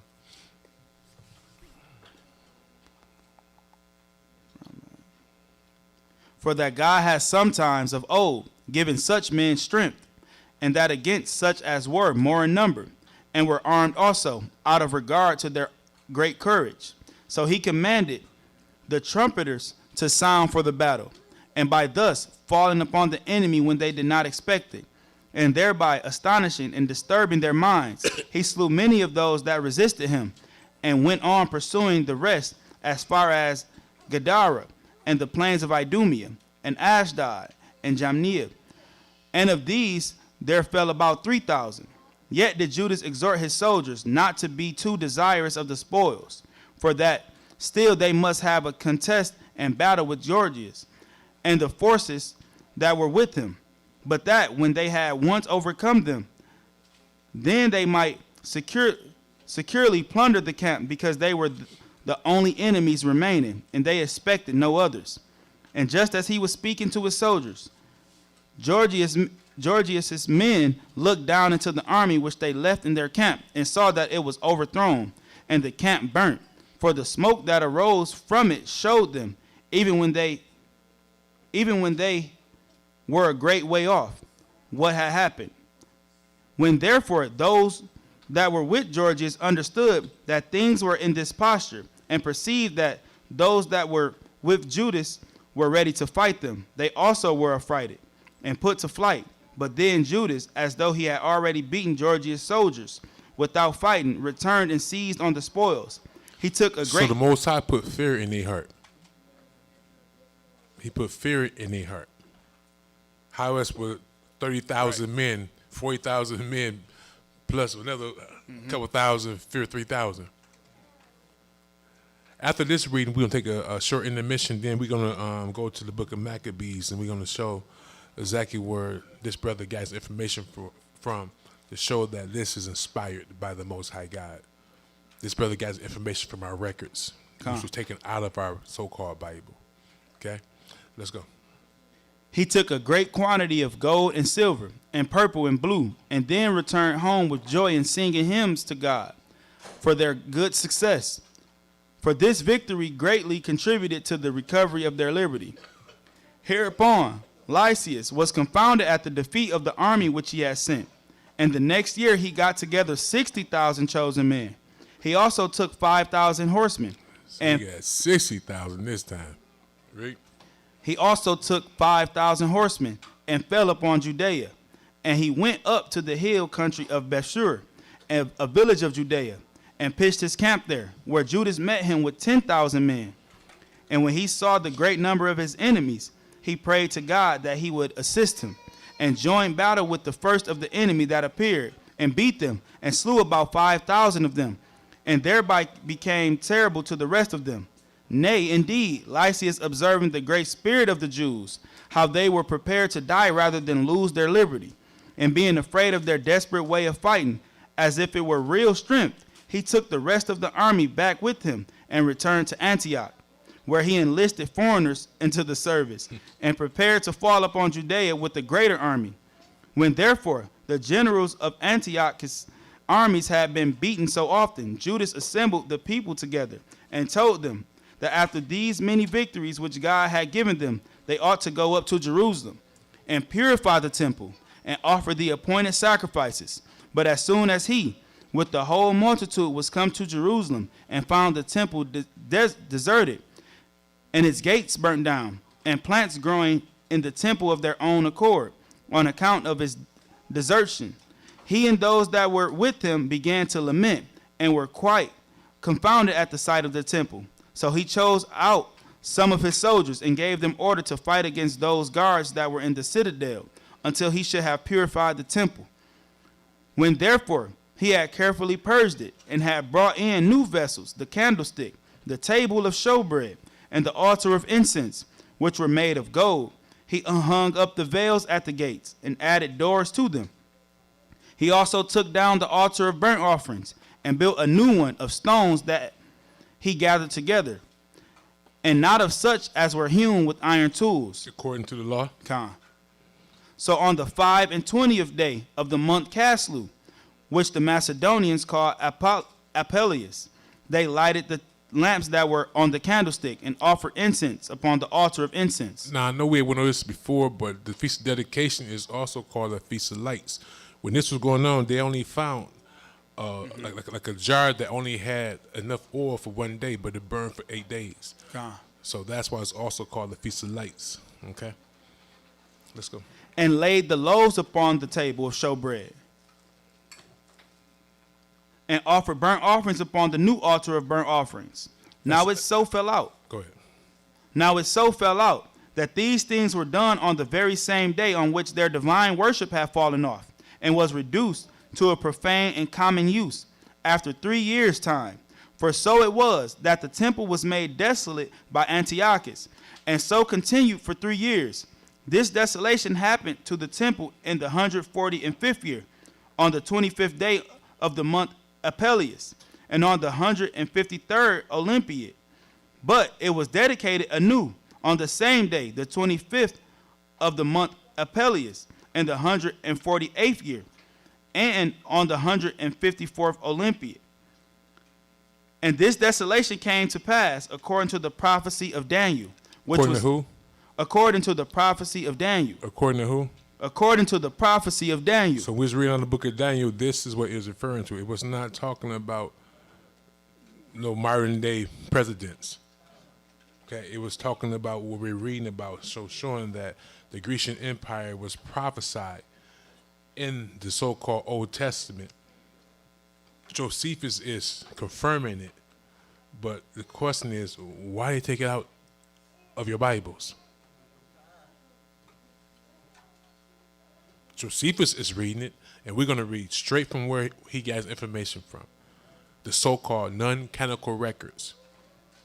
Canonical. Okay? Let's get it. And this desolation came to pass according to the prophecy of Daniel, which was given 408 years before. For he declared that the Macedonians would dissolve that worship for some time. Now Judas celebrated the festival of the restoration of the sacrifices of the temple for 8 days, and omitted no sort of pleasures thereon, but he feasted them upon very rich and splendid sacrifices, and he honored God and delighted them by hymns and psalms. Nay, they were so very glad at the revival of their customs, when after a long time of intermission they unexpectedly had regained the freedom of their worship, that they made it a law for their posterity, that they should keep a festival on account of the restoration of their temple worship for 8 days. And from that time of this, and from that time to this, we celebrate this festival and call it Lights. I suppose the reason was because this liberty beyond our hopes appeared to us, and that thence was the name given to that festival. Judas also rebuilt the walls round about the city, and reared towers of great height against the incursions of enemies, and set guards therein. He also fortified the city Bethshura, that it might serve as a citadel against any distresses that might come from our enemies. With that, we'll take a short intermission and come right back.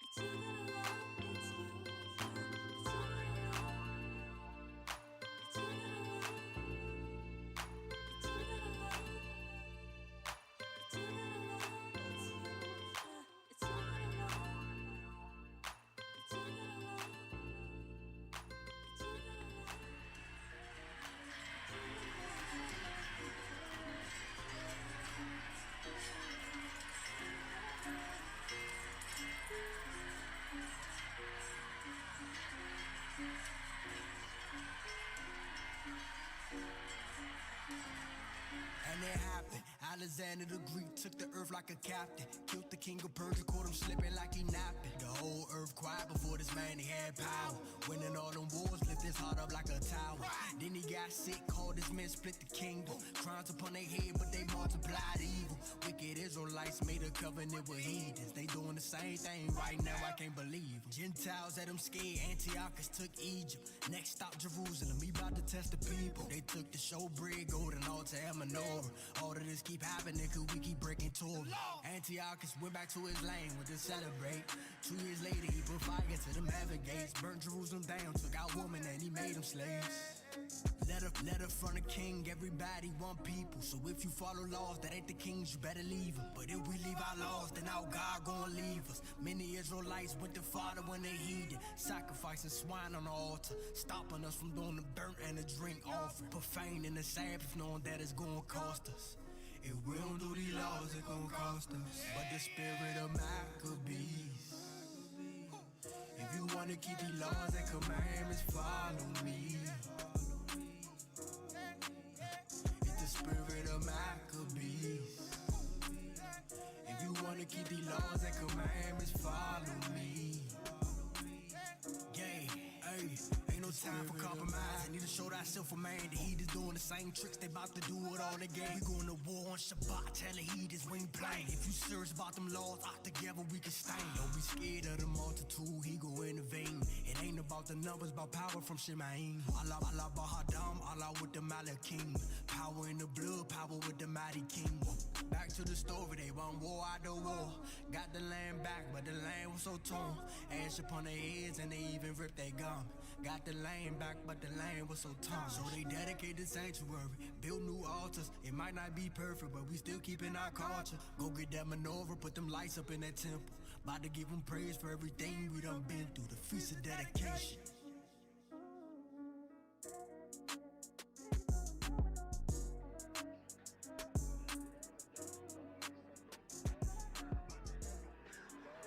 Dedication, it's the dedication, feast of dedication, it's the dedication, feast of dedication, it's the dedication, feast of dedication. Some call it the Feast of Lights. Around 165 BCE, the Syrian king Antiochus Epiphanes set forth a decree of death to any nation or person who wouldn't bend the knee to his heathen gods. The Hebrews had an independent kingdom at this moment, still doing burnt offerings, keeping the laws of Moses, keeping the Sabbath holy, sacrificing under the pure worship of God for all gods, the God of the Hebrews. This upset the king, so he recruited wicked men he can use to destroy us from within. Made them friends of the king, gave them much wealth. Promised our people if we left our laws we'll get wealth. Sold their souls for destruction, many follow their pernicious ways. It's not a light thing to forsake our God's holy ways. Made it illegal to keep Sabbath or be called a Jew, and put to death if they profess the God the Hebrews. Feast of dedication, it's the dedication. Feast of dedication, it's the dedication. Feast of dedication, it's the dedication. Feast of dedication. Some call it the Feast of Lights. Feast of dedication, it's the dedication.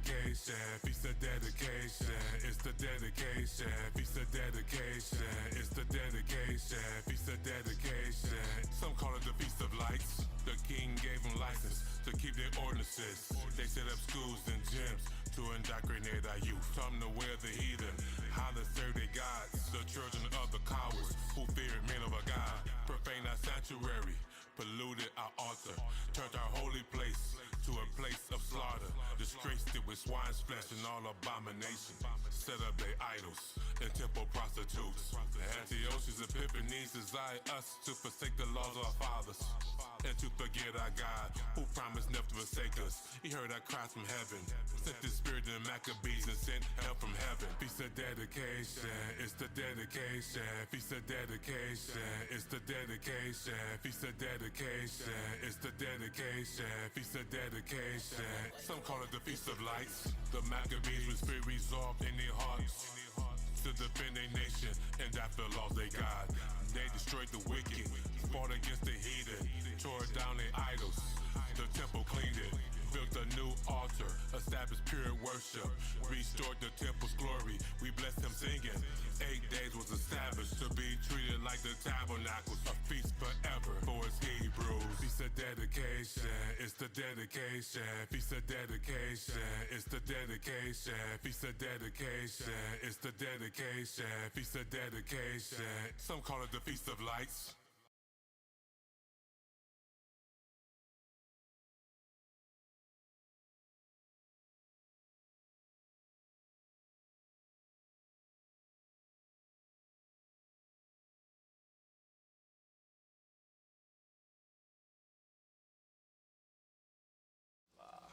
First Maccabees chapter 1, I'm going to start at verse 41.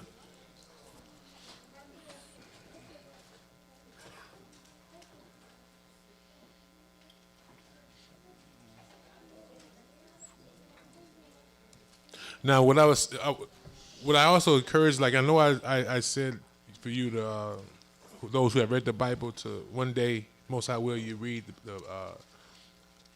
the book of Josephus. It's an excellent book. It's very detailed, give a lot more understanding, even with the laws. But what we're reading out of the book of Daniel, that's First Maccabees 1 and 2.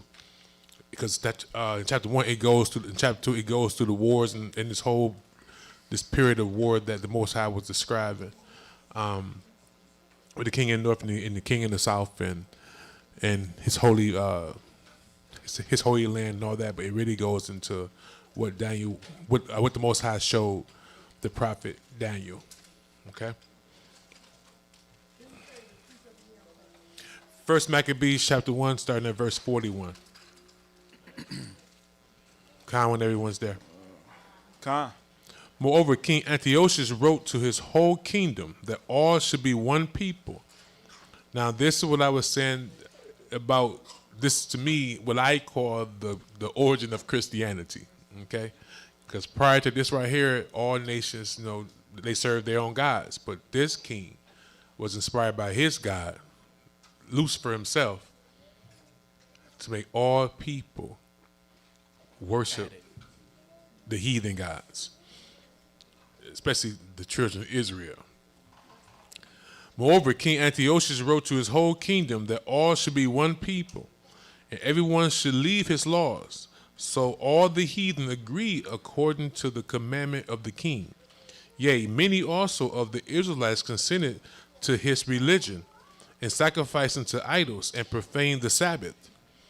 For the king has sent letters by messengers to Jerusalem and the cities of Judah, that they should follow the strange laws of the land, and forbid burnt offerings and sacrifice and drink offerings in the temple, and that they should profane the Sabbath and festival days, and pollute the sanctuary and holy people. Now, what does that sound like to y'all?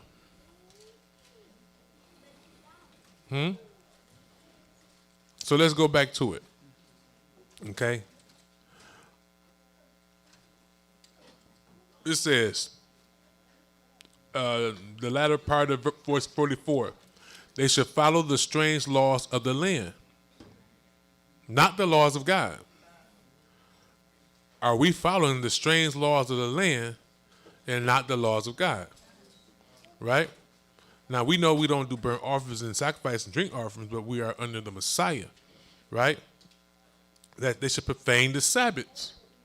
The Sabbaths. That we should profane the Sabbaths. Our people in these churches profaning the Sabbath. Okay? It says, and festival days. So, our people celebrating, remembering the Most High holy days. This is why I say this, to me, is the beginning of Christianity. And pollute the sanctuary and holy people. How pollute the sanctuary and holy people? By teaching doctrines of devils. Making God's people his enemies. Polluting them by not teaching them his laws, statutes, and judgments, but teaching them sin under the name of grace. Set up altars and groves in chapels of idols, and sacrificed swine's flesh and unclean beasts. Set up churches in all throughout their neighborhoods. Teach them that it's okay to eat swine's flesh and all other abominations. So you see how this doctrine now that was getting instilled way back then in the Grecian Empire, it's a doctrine of Christianity today. That they should leave their children uncircumcised and make their souls abominable with all manner of uncleanness and profanation. Is that not what we have done willfully? To the end that they might what? Forget the law. Forget the law. So the doctrines that they teach have told us that God's law is done away with. So if you grew up hearing God's law is done away with, you will forget the laws of God. Okay. It says, and change all the ordinances. So we don't have they don't have Passover, Feast of Unleavened Bread, Feast of Dedication, Purim, right? Day of Atonement. But we have Christmas, like I said, Thanksgiving, all these pagan feast days. It says, and whosoever would not do according to the commandment of the king, he said he should die. So this is how it started. Anyone that would not reject the laws of God would die.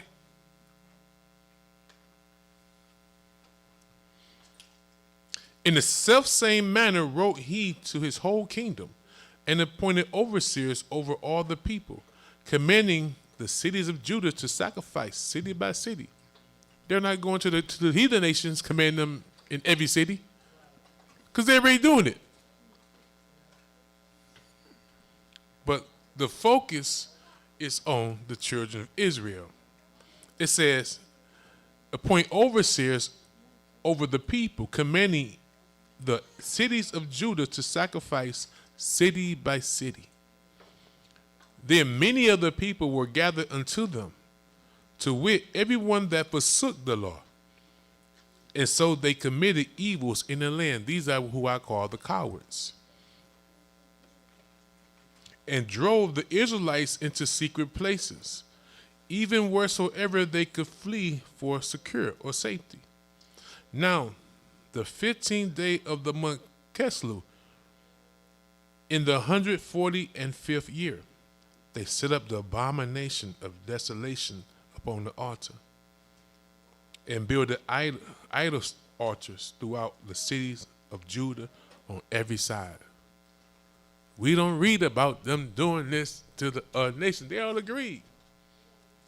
They fought. The Bible said that the gods the nations serve are devils.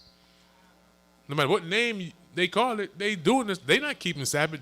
They not doing the things to the God of Hebrews. So their focus is not on them. Their focus is on God's chosen people. And burnt incense at the doors of their houses and in the streets. And when they had rent in pieces the white man's book. Now, I was listening the other day to Elder Lawyer from Gathering in Christ Church. And he was doing a lesson breaking down the origin of this belief that and why our people are saying that it's a white man's book, and they use this book to enslave us and have us all docile and stuff. He was breaking it down like it ain't the Bible. That came from Gandhi and these brothers that they talking about didn't even serve the God of the Hebrews. But they made it. Then the slave Bible took out all the things. He said it's like 1,100 some books, right? Or chapters in the 66, right? In the so-called slave Bible, it's only 200 and something. To exit out all these things because ain't no way you can read the book of Maccabees and you get the conclusion that God tells us to be docile. All through the Bible, you see our people fighting. Right? We just read that these brothers fighting for their laws, fighting for their liberty. Not sitting down. But that's what happens when you just listen to what people say without any investigation. Gone. They said that what is faster than a rumor? A lie. Okay? So let's go. But you read this right here, ain't no way he said fight manfully. Gone. Right? Now I'm not like the elder said, I'm not stirring nobody from starting no revolution because that ain't the time it is. Right? We have to stand manfully in this spiritual war right now. But let's go. Where am I at? 56. And when they had rent or tore in pieces the books of the law which they found, they burned them with fire. When they found the Hebrew records, they burnt them with fire and tore them in pieces. What's in these books that makes someone want to tear them up and burn them with fire? I thought people love to read. It's a good thing to read. But not this book, though. Okay? And wheresoever was found with any the book of the testament, or if any consented to the law, the king commandment was that they should be put him to death. This is a serious book. Maybe it's more to it than what's been told.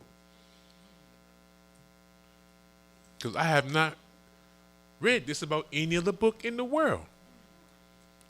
They have thousands of books. When they find a book, they cherish it. They preserve it. But this book, you find it, or anyone consenting to it, burn it with fire. So my thing is, how is this the white man's book?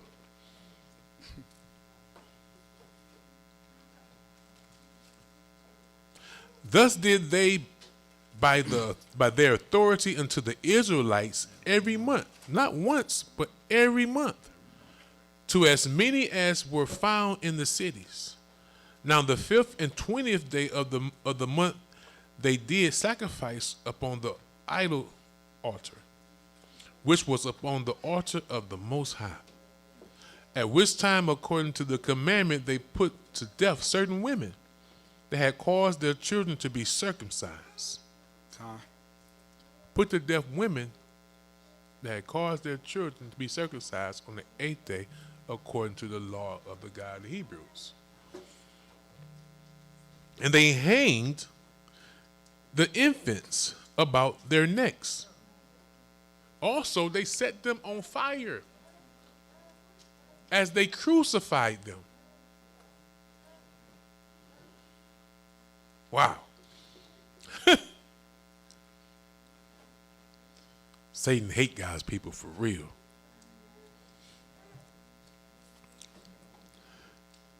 And they hanged the infants about their necks and rifled their houses and slew them that had circumcised them. So we went over this many times, so I'm asking y'all, what is the true premise of this? Why such violence against our people?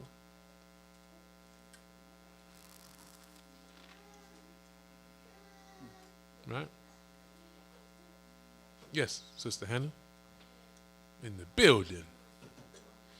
Sister Hannah's in the building. To invoke fear in the other people.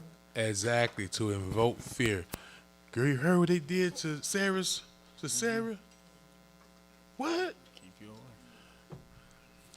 Come. So rumor got feet now. News gets spread abroad quick. To invoke fear Come. will lead with the premise of leading it that these individuals into the obedience of the king.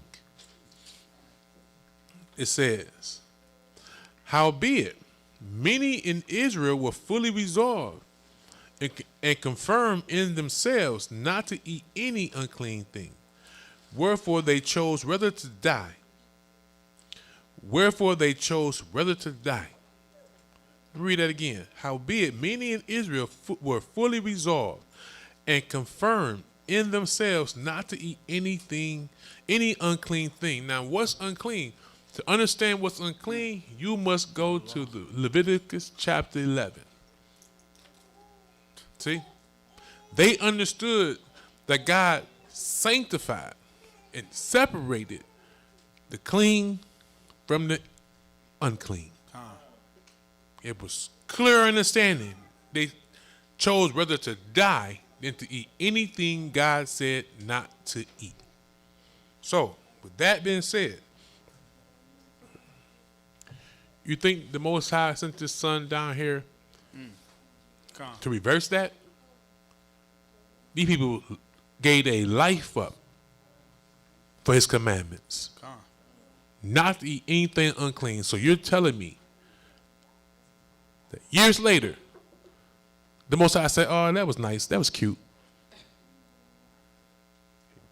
Y'all can eat the things that these people lost their life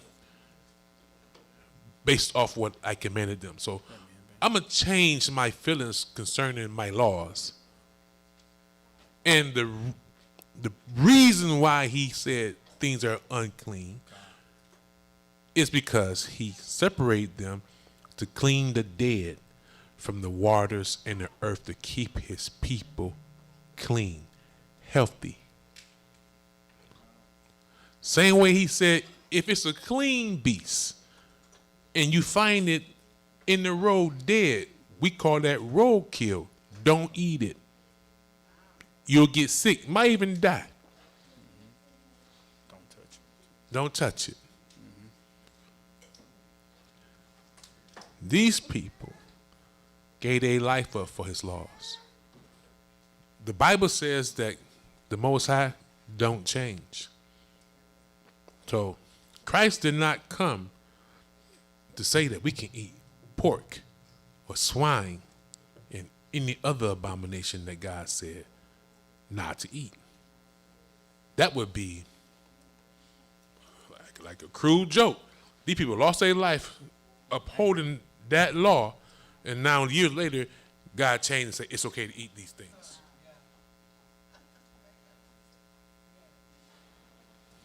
Okay?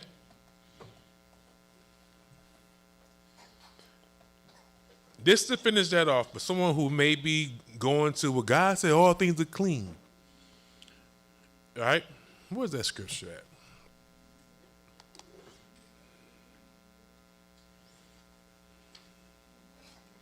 Oh, somebody got that bright idea.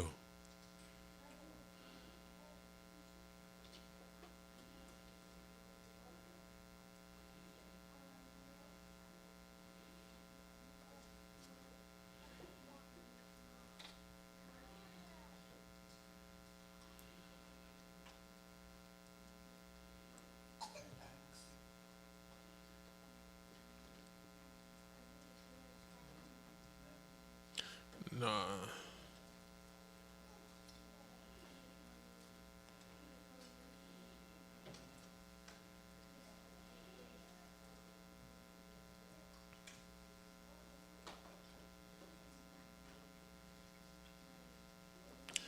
It's in the epistles.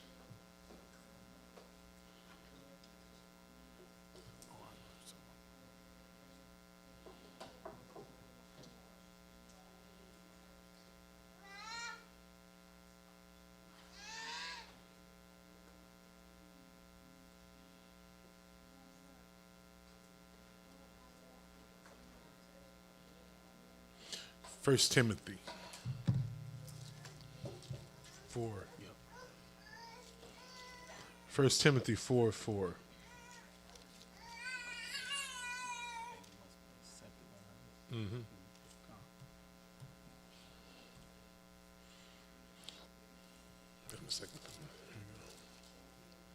So someone would read this because the pastor told them this, right? Verse 4 says in chapter 1 Timothy, chapter 4, verse 4 says, "For every creature of God is good, and nothing to be refused, if it be received with thanksgiving." See, if it be received. Well, who has to receive it? With thanksgiving. The Most High. So everything the Most High said was clean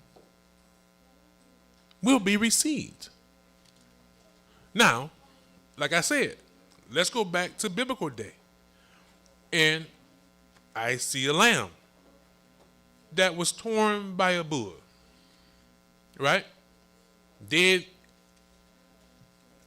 in the field, bleeding, flies all over it, maggots on it. And I go to the altar with this dead lamb that's been on the road dead, it would not be received. Okay? Although it's a lamb, but the law says roadkill. Don't eat it. Don't touch it. Okay? So it says, "For it is sanctified by the word of God," or by the law of God. See, it's sanctified, right? Set apart. Holy, right? It is sanctified by the law or word of God and prayer. So let's see what the word of God says that sanctified it, this meat. Leviticus, as I said earlier.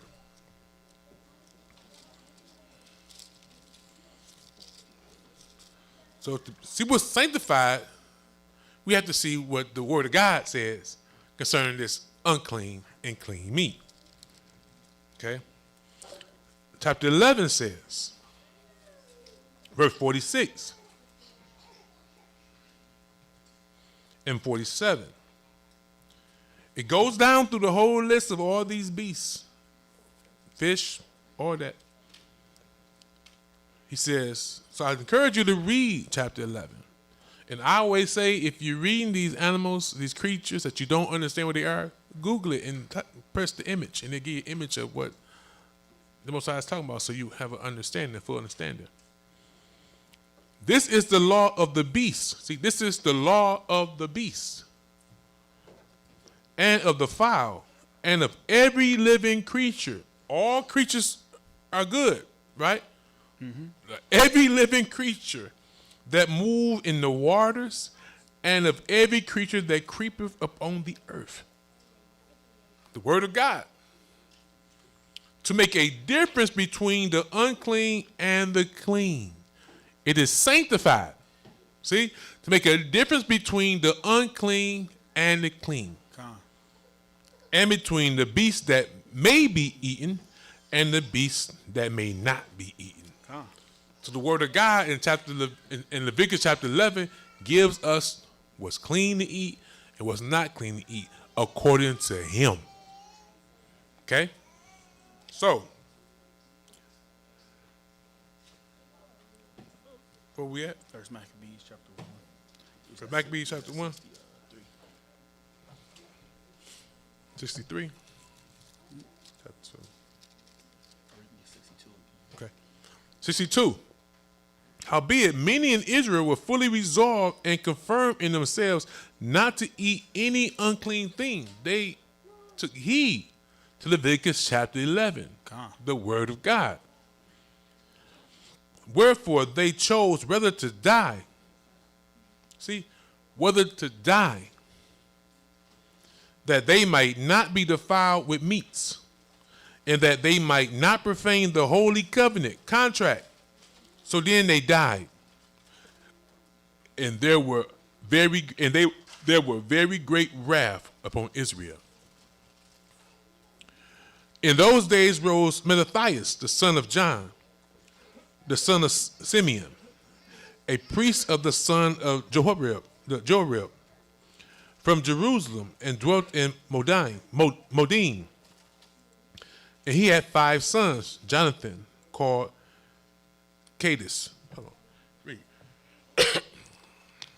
Simon called Thasi, Judas, who was called Maccabeus, Eleazar, called Avaran, and Jonathan, whose surname was Aphus. And when he saw the blasphemies that were committed in Judah and Jerusalem, he said, Woe is me! Wherefore was I born to see this misery of my people and of the holy city, and to dwell there, when it was delivered into the hand of the enemy, and the sanctuary into the hand of strangers. So the Most High prophesied that they would be helped. So this is the ones the Most High stirred up to help his people, to deliver his people. So they would they'd be hopping with a little help. Read. Verse 8, her temple is become as a man without glory. Her glorious vessels are carried away into captivity. Her infants are slain in the streets. Remember, it took everything. Remember? Read. Her infants are slain in the streets. Her young man with the sword of the enemy. What nation hath not had a part in her kingdom and gotten of her spoils? All her ornaments are taken away. Of a free woman she has become a bondslave. And behold, our sanctuary, even our beauty and our glory, is laid waste, and the Gentiles have profaned it. To what end, therefore, shall we live any longer? Then Mattathias, verse 14, and his sons rent their clothes. Now, do you see the difference between the mindset of our forefathers and the mindset of those who are so-called rich today? They cool with all the people being poor, struggling. They cool because we're no longer a nation. They say it's better for them to die. What good is them to live than to see people in such a state of misery? That's why they broken down the families, broken us as a nation. Listen to the resolve of these brothers. Like we rather die than to see our people, not just their family. They somewhere else. Cool. But they rather die than to see the people going through the misery that they're in. Read. Verse 14. Then Mattathias and his sons rent their clothes and put on sackcloth and mourned very sore. In the meanwhile, the king's officers, such as compelled the people to revolt, came into the city Modin to make them sacrifice. And when many of Israel came unto them, Mattathias also and his sons came together. Then answered the king's officers and said to Mattathias on this wise, Thou art a ruler, and an honorable and great man in this city, and strengthened with sons and brethren. Now therefore, come thou first, and fulfill the king's commandment, like as all the heathen have done. Now hold on. Now, I just said, like the brothers bringing out that this Bible promotes God's people to be docile or weak. This is like a general. Somebody's coming would order the king to make them submit. Read. Now therefore, come thou first, and fulfill the king's commandment, like as all the heathen have done, yea, and the men of Judah also, and such as remain at Jerusalem. So shalt thou and thy house be in the number of the king's friends, and thou and thy children shall be honored with silver and gold and many rewards.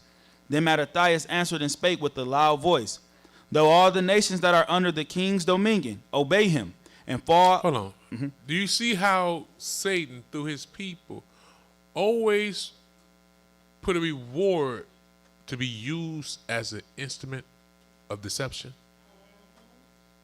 So again, he said he's a what? He said that thou art a ruler, and honorable, and great man in this city. People look up to you. Come, join the king. King will bless you. So we look at our celebrities, the great men and women, so-called, of our time, the king has blessed them to be used as instruments of deception and destruction. It's the same game plan. Read. 19. Then Mattathias answered and spake with a loud voice, though all the nations that are under the king's dominion obey him, and fall away every one from the religion of their He fathers. said, I ain't going to lose my soul. I ain't going to sell my soul. God. Not for sale. Not a prostitute. Read. And give consent to his commandments. Yet will I and my sons and my brethren walk in the covenant of our fathers. He said, he's confident. Me and my sons and my brethren, we ain't going to do it. He had to ask his sons nothing. Like, son, Yeah. you know, no, we ain't doing it. Read. Verse 21. God forbid that we should forsake the law and the ordinances. We will not hearken to the king's words to go from our religion, either on the right hand or the left. Now when he had left speaking these words, there came one of the Jews in the sight of all to sacrifice on the altar which was at Modin, according to the king's commandment. Was this not what Josephus was writing? God. Verbatimly. Exactly. Read. Which thing when Mattathias saw, he was inflamed with zeal, and his reins trembled. Neither could he forbear to show his anger according to judgment. See that? The Most High said, suffer not thy brother to sin. He also says, we must love things he loves and hate the things he hates. When you see this brother submitting to this nonsense, how you feel? Which thing when Mattathias saw, he was inflamed with zeal, and his reins trembled. Neither could he forbear to show his anger according to judgment. So, are we angry when we see our brothers and sisters sin? Calm. Do we hate sin like this brother? Remember, all things are written for our learning and example. This brother loved what the Most High loved and hated what the Most High hated. Now, I ain't telling you to do what he did to your brother and sister, but let's go. Neither could he forbear to show his anger according to judgment. Wherefore he ran and slew him upon the altar. Also the king's commissioner. He did who? So the same one that the king left in his stead to come get Israel to sin. Mm-hmm. Matthias never read in the Bible that said to be weak, to be a coward, bend the knee. He killed him too. Calm. So all my people that may one day watch this video, you've been lied to. I don't know what book they talking about, but it ain't God's book. So you never read the testimonies. You never opened the Bible up, but you have ran and spread that lie. When Christ talk about turning the other cheek, he ain't talking about being weak. Christ wasn't weak, nor his brethren. Peter was about that life.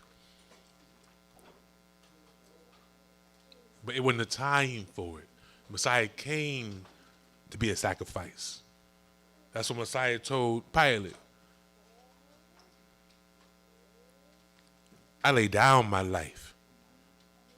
If it wasn't the appointed time, then I couldn't appeal to the Father and have, 12 legions of angels? The arm, the Bible was talking about an army about him. Okay? Calm. Read. Verse 25.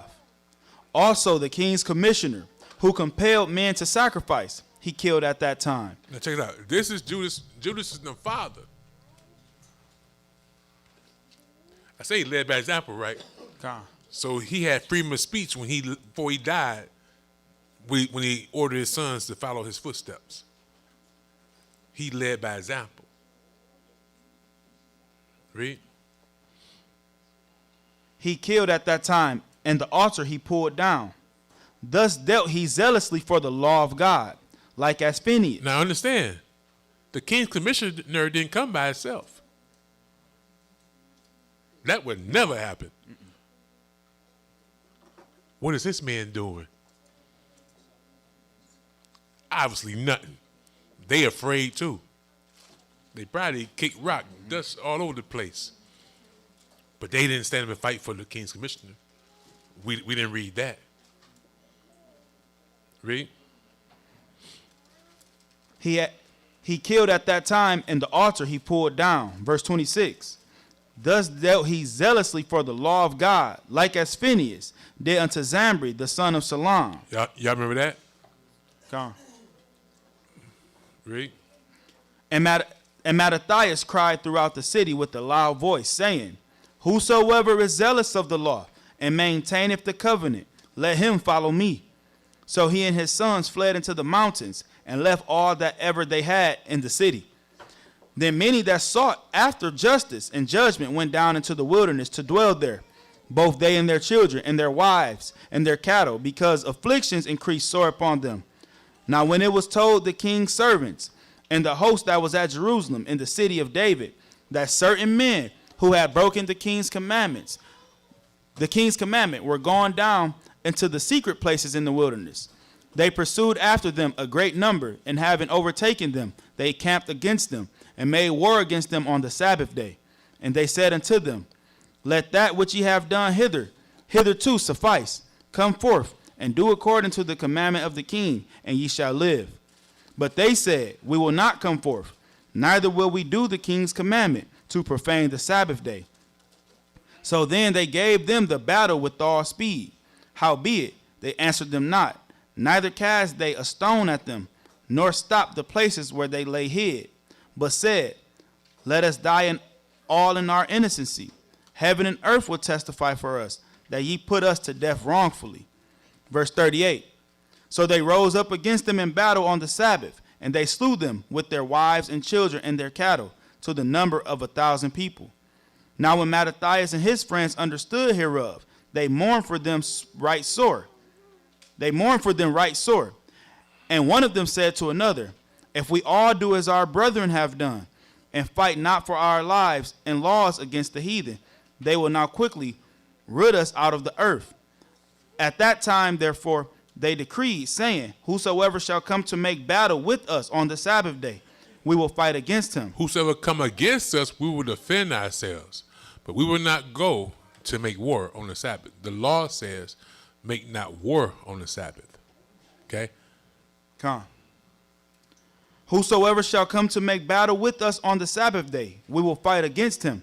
Neither will we die all, as our brethren that were murdered in the secret places. Then came there unto him a company of Assyrians, who were mighty men of Israel, even all such as were voluntarily devoted unto the law. Also all they that fled for persecution joined themselves unto them. So remember it said all those that understand, who know God and understand. So the Most High is showing that he is gathering those together. They will be helped. He's gathering all those that know him and understand him. He's gathering them together. We'll read a little farther, and we're going to see someone who don't know him, who tries to be joined to them, who will be rejected. Read. Also, all they that fled for persecution joined themselves unto them, and were a stay unto them. So they joined their forces and smote sinful men in their anger, and wicked men in their wrath. But the rest fled to the heathen for succor. Then Mattathias and his friends went round about, and pulled down the altars, and what children soever they found within the coast of Israel uncircumcised, those they circumcised valiantly. They pursued also after the proud man, and the work prospered in their land, in their hand. So they recovered the law out of the hand of the Gentiles, and out of the hand of kings. Neither suffered they the sinner to triumph. Now when the time drew near that Mattathias should die, he said unto his sons. Y'all see that? They was burning our records, right? But the king kept it. Read. Now when the time drew near that Mattathias. I said that to say this because when you read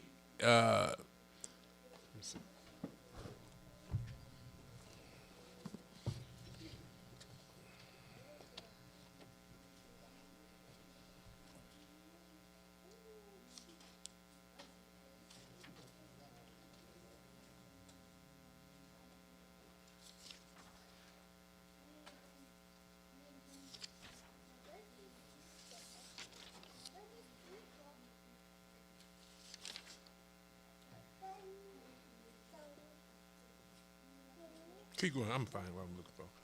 Come. 40, verse 49. Now when the time drew near that Mattathias should die, he said unto his sons, now have pride and rebuke God in strength, and the time of destruction, and the wrath of indignation. Now therefore, my sons, be ye zealous for the law, and give your lives for the covenant of your fathers. Call to remembrance what acts our fathers did in their time, so shall ye receive great honor and an everlasting name. Was not Abraham found faithful in temptation, and it was imputed unto him for righteousness? Remember the testimonies. Joseph, in the time of his distress, kept the commandment and was made Lord of Egypt. Phinehas, our father, in being zealous and fervent, obtained the covenant of an everlasting priesthood. Joshua, for fulfilling the word, was made a judge in Israel. Caleb, for bearing witness before the congregation, received the heritage of the land. David, for being merciful, possessed the throne of an everlasting kingdom. Elijah, for being zealous and fervent for the law, was taken up into heaven. Ananias, Azarias, and Misael, by believing, were saved out of the flame. Daniel, for his innocency, was delivered from the mouth of lions. And thus consider ye throughout all ages, that none that put their trust in him shall be overcome. Fear not then the words of a sinful man, for his glory shall be dung and worms. Today he shall be lifted up, and tomorrow he shall not be found, because he is returned into his dust, and his thought is come to nothing. Wherefore, ye my sons, be valiant, and show yourselves men in the behalf of the law, for by it shall ye obtain glory. And behold, I know that your How do we attain glory? Be valiant, and show yourselves men in the behalf of the law, for by it shall ye obtain glory. So what's the greatest praise? Obedience to his laws. Come. But it says to be what? Be valiant, and show yourselves men. So whenever has the Most High said, be weak?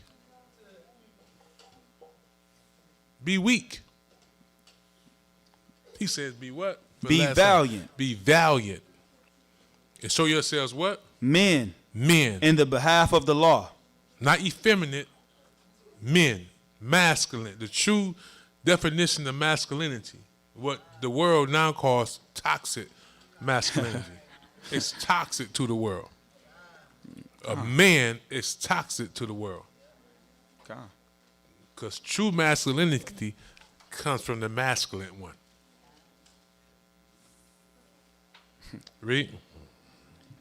Wherefore, ye my sons, be valiant and show yourselves men in the behalf of the law, for by it shall ye obtain glory.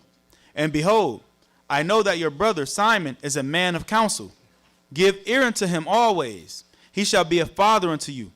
As for Judas Maccabeus, he hath been mighty and strong, even from his youth up.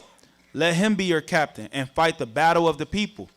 Take also unto you all those that observe the law, and avenge ye the wrong of your people. Recompense fully the heathen, and take heed to the commandments of the law. So he blessed them, and was gathered to his fathers. And he died in the 146th year, and his sons buried him in the sepulchres of his fathers at Modin, and all Israel made great lamentation for him. Keep going. Like the 61. Then his son Judas, called Maccabeus, rose up in his stead, and all his brethren helped him, and so did all they that held with his father.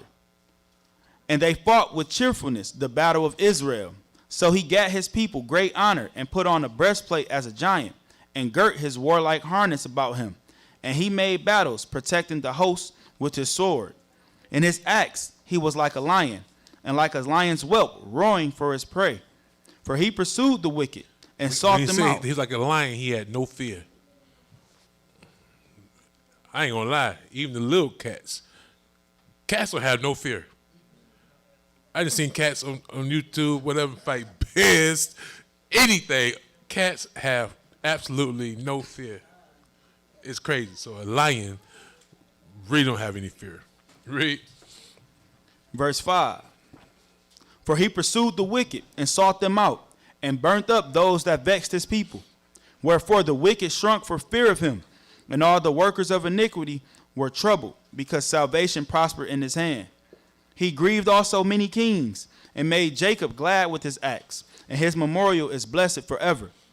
Moreover, he went through the cities of Judah, destroying the ungodly out of them, and turning away wrath from Israel, so that he was renowned unto the utmost part of the earth, and he received unto him such as were ready to perish. Then Apollonius gathered the Gentiles together, and a great host out of Samaria, to fight against Israel. Which thing when Judas perceived, he went forth to meet him, and so he smote him and slew him. Many also fell down slain, but the rest fled. Wherefore Judas took their spoils, and Apollonius his sword also, and therewith he fought all his life long.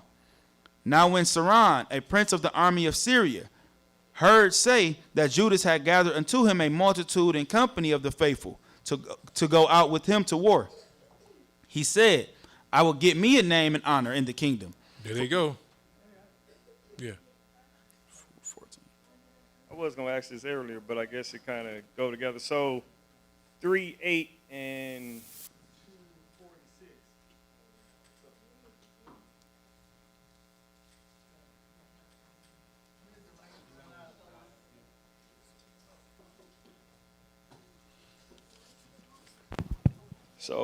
3:8, when it says, moreover, he went through the cities of Judah, destroying the ungodly out of them and turning away wrath from Israel.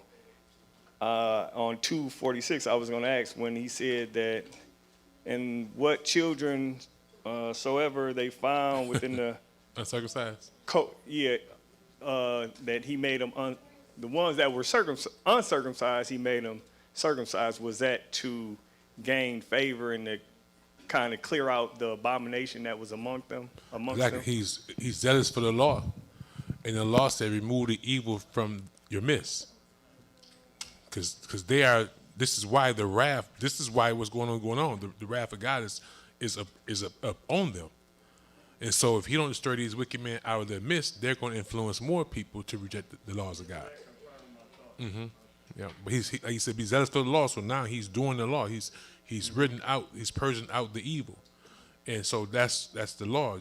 To have this place clean, it must be of the law. So every man child that's not circumcised must be circumcised.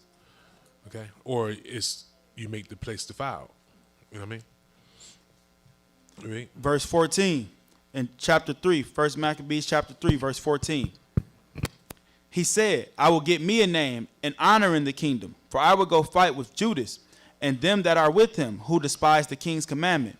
So he made him ready to go up, and there went with him a mighty host of the ungodly to help him, and to be avenged of the children of Israel. Now, see, the Most High said that the ones he would stir up would be helped, and he would gather his people to his leaders, right? This brother is not a part of the Most High's plans, because he said he gonna do what? Get him a name. Get him a name. They didn't go up to get them a name. They went and joined to be with like-minded people and for safety. Come. Led by the Spirit of the Most High. This brother said, I'm going to get me a name, and that's called pride. Come. Most High don't deal with prideful people. He don't, Come. Read. Verse 16. And when he came near to the going up of Beth Horon, Judas went forth to meet him with a small company, who, when they saw the host coming to meet them, said unto Judas, how shall we be able, being so few, to fight against so great a multitude and so strong, seeing we are ready to faint with fasting all this day? Unto whom Judas answered, it is no hard matter for many to be shut up in the hands of a few, and with the God of heaven it is all one, to deliver with the great multitude or a small company. For the victory of battle standeth not in the multitude of a host, but strength cometh from heaven. They come against us in much pride and iniquity to destroy us, and our wives and children and our wives and children, and to spoil us. But we fight for our lives and our laws. Wherefore the Most High himself will overthrow them before our face. And as for you, be ye not afraid of them. Now as soon as he had left off speaking, he leaped suddenly upon them, and so surrounding his hosts were overthrown before him. And they pursued them from the going down of Betharan unto the plain, where were slain about 800 men of them, and the residue fled into the land of the Philistines. Then began the fear of Judas and his brethren, and an exceeding great dread, to fall upon the nations round about them, insomuch as his fame came unto the king, and all nations talked of the battles of Judas. Now when King Antiochus heard these things, he was full of indignation, wherefore he sent and gathered together all the forces of his realm, even a very strong army. He opened also his treasure, and gave his soldiers pay for a year, commanding them to be ready whensoever he should need them. Nevertheless, when he saw that the money of his treasures failed, and that the tributes in the country were small, because of the dissension and plague, which he had brought upon the land in taking away the laws which had been of old time, he feared that he should not be able to bear the charges any longer, nor to have such gifts to give so liberally as he did before, for he had abounded above the kings that were before him. Wherefore, being greatly perplexed in his mind, he determined to go into Persia, there to take the tributes of the countries, and to gather much money. So he left Lysias, a nobleman and one of the blood royal, to oversee the affairs of the king from the river Euphrates unto the borders of Egypt, and to bring up his son Antiochus until he came again. Moreover, he delivered unto him the half of his forces and the elephants, and gave him charge of all things that he would have done, as also concerning them that dwelt in Judah and Jerusalem, to wit, that he should send an army against them, to destroy and root out of the strength of Israel and the remnant of Jerusalem, and to take away the memorial from that place, and that he should place strangers in all their quarters, and divide their land by lot. So the king took the half of the forces that remained, and departed from Antioch, his royal city, the 174th year, and 7th year. And he passed the river Euphrates. He went through the high countries. Then Lysias chose Ptolemy, the son of Dorimenes, Nicanor, and Georgius, mighty men of the king's friends. And with them he sent 40,000 footmen and 7,000 horsemen to go into the land of Judah and to destroy it, as the king commanded. Now, again, you see how Josephus was reciting exactly what he read from the Old Testament? So, again, if our kinsmen could read out of the so-called non-canonical records, so can we. Read. We're in 1 Maccabees chapter 3, verse 40. Say in the testimony 2 or more, right? Come. Okay. 1 Maccabees chapter 3, verse 40 reads, So they went forth with all their power, and came and pitched by Emmaus and the plain country. And the merchants of the country, hearing the fame of them, took silver and gold very much with servants, and came into the camp to buy the children of Israel for slaves. A power also of Syria and of the land of the Philistines joined themselves unto them. Now when Judas and his brethren saw that miseries were multiplied, and that forces did encamp themselves in their borders, for they knew how the king had given commandment to destroy the people and utterly abolish them, they said one to another, Let us restore the decayed fortune of our people, and let us fight for our people in the sanctuary. Verse 44, Then was the congregation gathered together, that they might be ready for battle, and that they might pray and ask mercy and compassion. Now Jerusalem lay void as a wilderness. There was none of her children that went in or out. The sanctuary also was trodden down, and aliens kept the stronghold. The heathen had their habitation in that place, and joy was taken from Jacob, and the pipe with the harp ceased. Wherefore the Israelites assembled themselves together, and came to Mizpah, over against Jerusalem. For in Mizpah was the place where they prayed aforetime in Israel. Then they fasted that day, and put on sackcloth, and cast ashes upon their heads, and rent their clothes, and laid open the books of the law, wherein the heathen had sought to paint the likeness of their images. Verse- So the books that they didn't burn and tear to pieces, they put their images and likeness in it. Read. Con. Verse 49 in 1 Maccabees chapter 3. They brought also the priest's garments and the first fruits and the tithes and the Nazarites they stirred up, who had accomplished their days. Then cried they with a loud voice toward heaven, saying, what shall we do with these, and whither shall we carry them away? For thy sanctuary is trodden down and profane, and thy priests are in heaviness and brought low. And lo, the heathen are assembled together against us to destroy us. What things they imagined against us, thou knowest. How shall we be able to stand against them, except thou, O God, be our help? Then sounded they with trumpets and cried with a loud voice. And after this, Judas ordained captains over the people, even captains over thousands, and over hundreds, and over fifties, and over tens.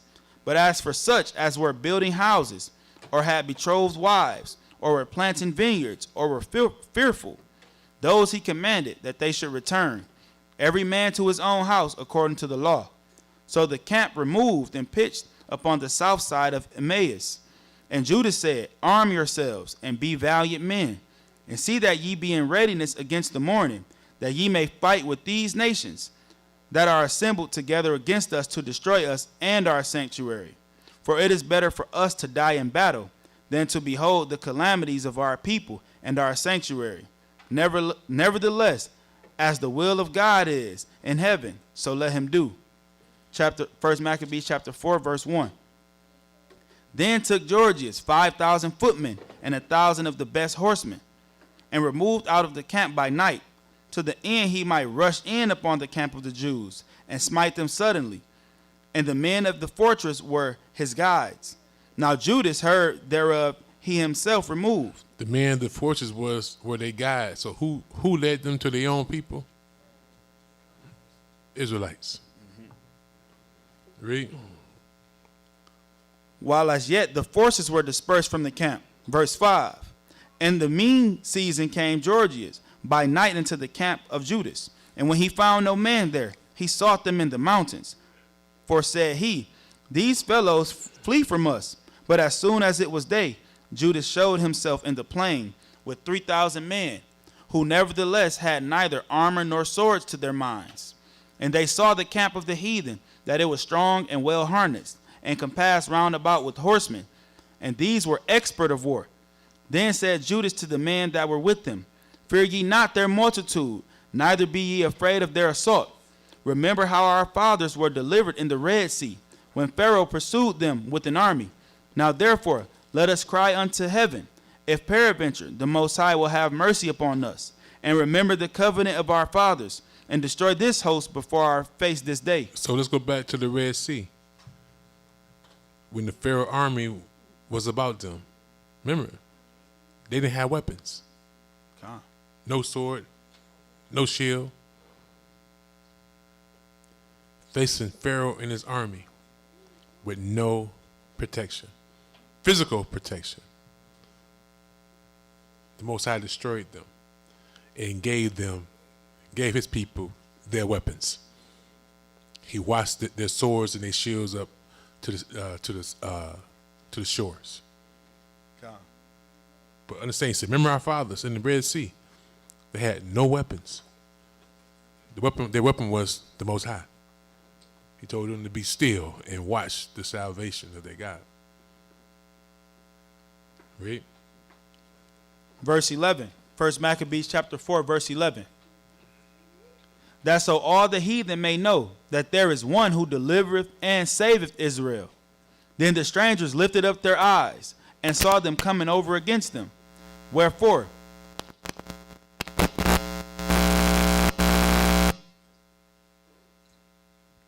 verse 13. Cool. Wherefore they went out of the camp to battle, but they that were with Judas sounded their trumpets. So they joined battle, and the heathen, being discomfited, fled into the plain. Howbeit, all the hindmost of them were slain with the sword, for they pursued them unto Gezerah, and unto the plains of Idumea, and Azotus, and Jamnia, so that there were slain of them about 3,000 men. This done, Judas returned again with his host from pursuing them, and said to the people, Be not greedy of the spoils, inasmuch as there is a battle before us, and Georgius and his hosts are here by us in the mountain. But stand ye now against our enemies, and overcome them, and after this ye may boldly take the spoils. As Judas was yet speaking these words, there appeared a part of them looking out of the mountain, who when they perceived that the Jews had put their host to flight, and were burning the tents, for the smoke that was seen declared what was done. When therefore they perceived these things, they were sore afraid, and seeing also the host of Judas in the plain ready to fight, they fled, every one into the land of strangers. Then Judas returned to spoil the tents, where they got much gold and silver and blue silk and purple of the sea and great riches.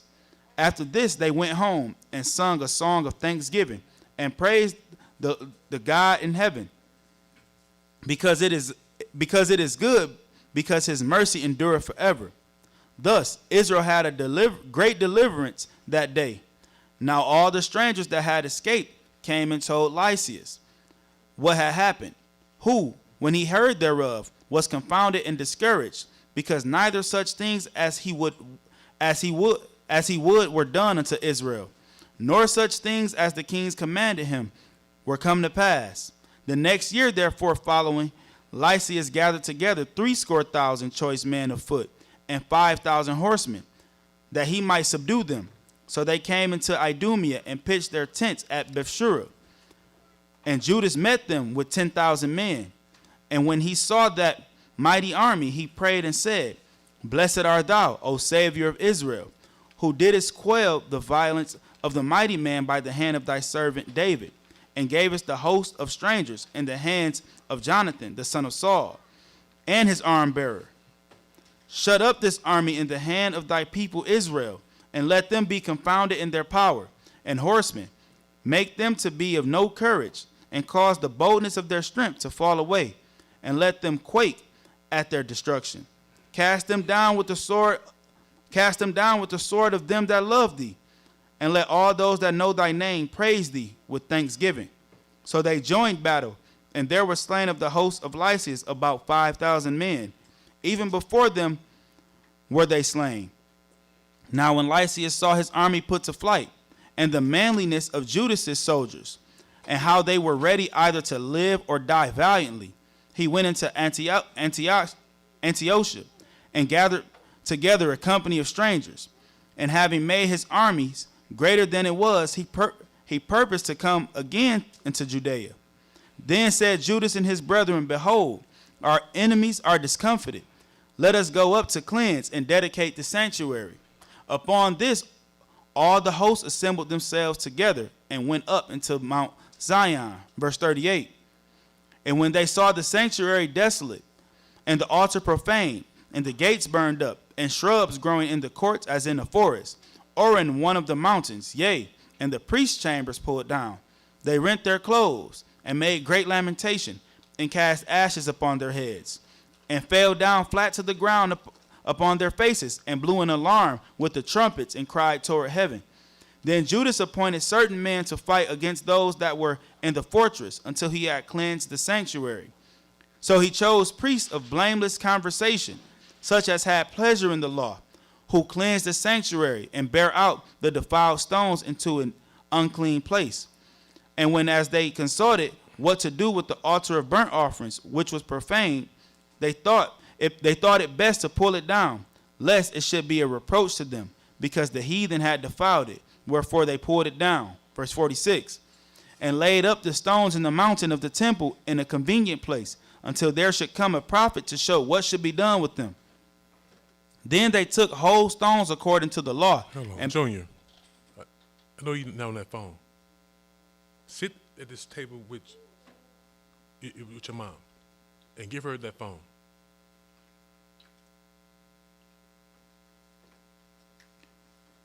Verse 47. Then they took whole stones according to the law, and built a new altar according to the former, and made up the sanctuary and the things that were within the temple, and hallowed the courts. They made also new holy vessels, and into the temple they brought the candlestick, and the altar of burnt offerings, and of incense, and the table. And upon the altar they burned incense, and the lamps that were upon the candlestick they lighted, that they might give light in the temple. Furthermore, they set the loaves upon the table, and spread out the veils, and finished all the works which they had begun to make.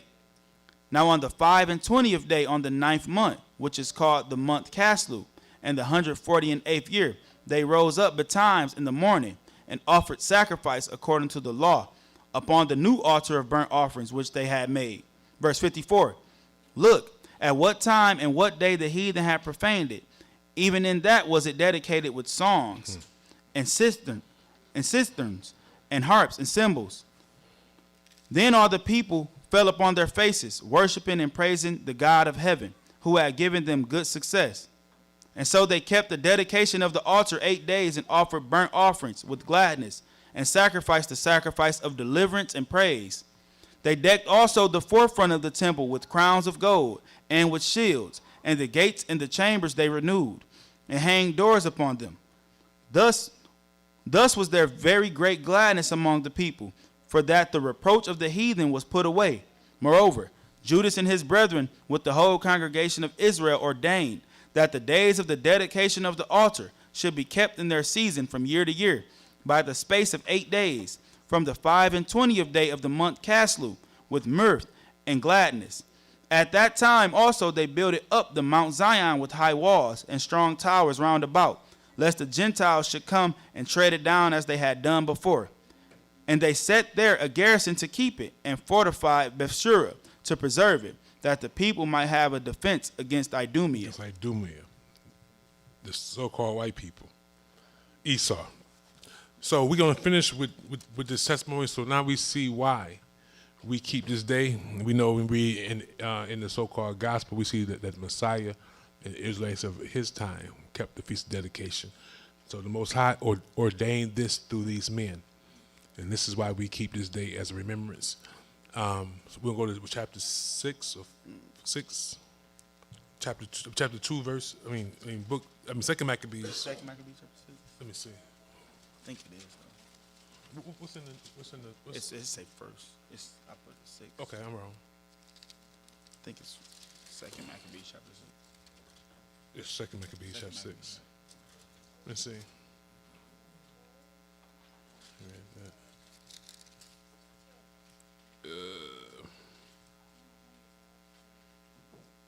Yep.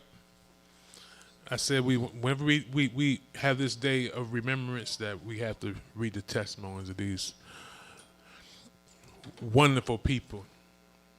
No, that the heathen has gave us Harriet Tubman and Booker T. Washington, Martin Luther King, all people to remember. They heathenistic. They were not the men that the Most High praised. These are the ones that we should be remembering and, respecting. Okay? Martin Luther King don't compare to these people. Let me see.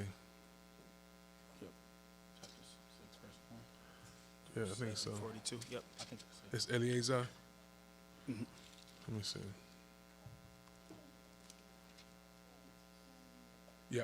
Yep, that's it.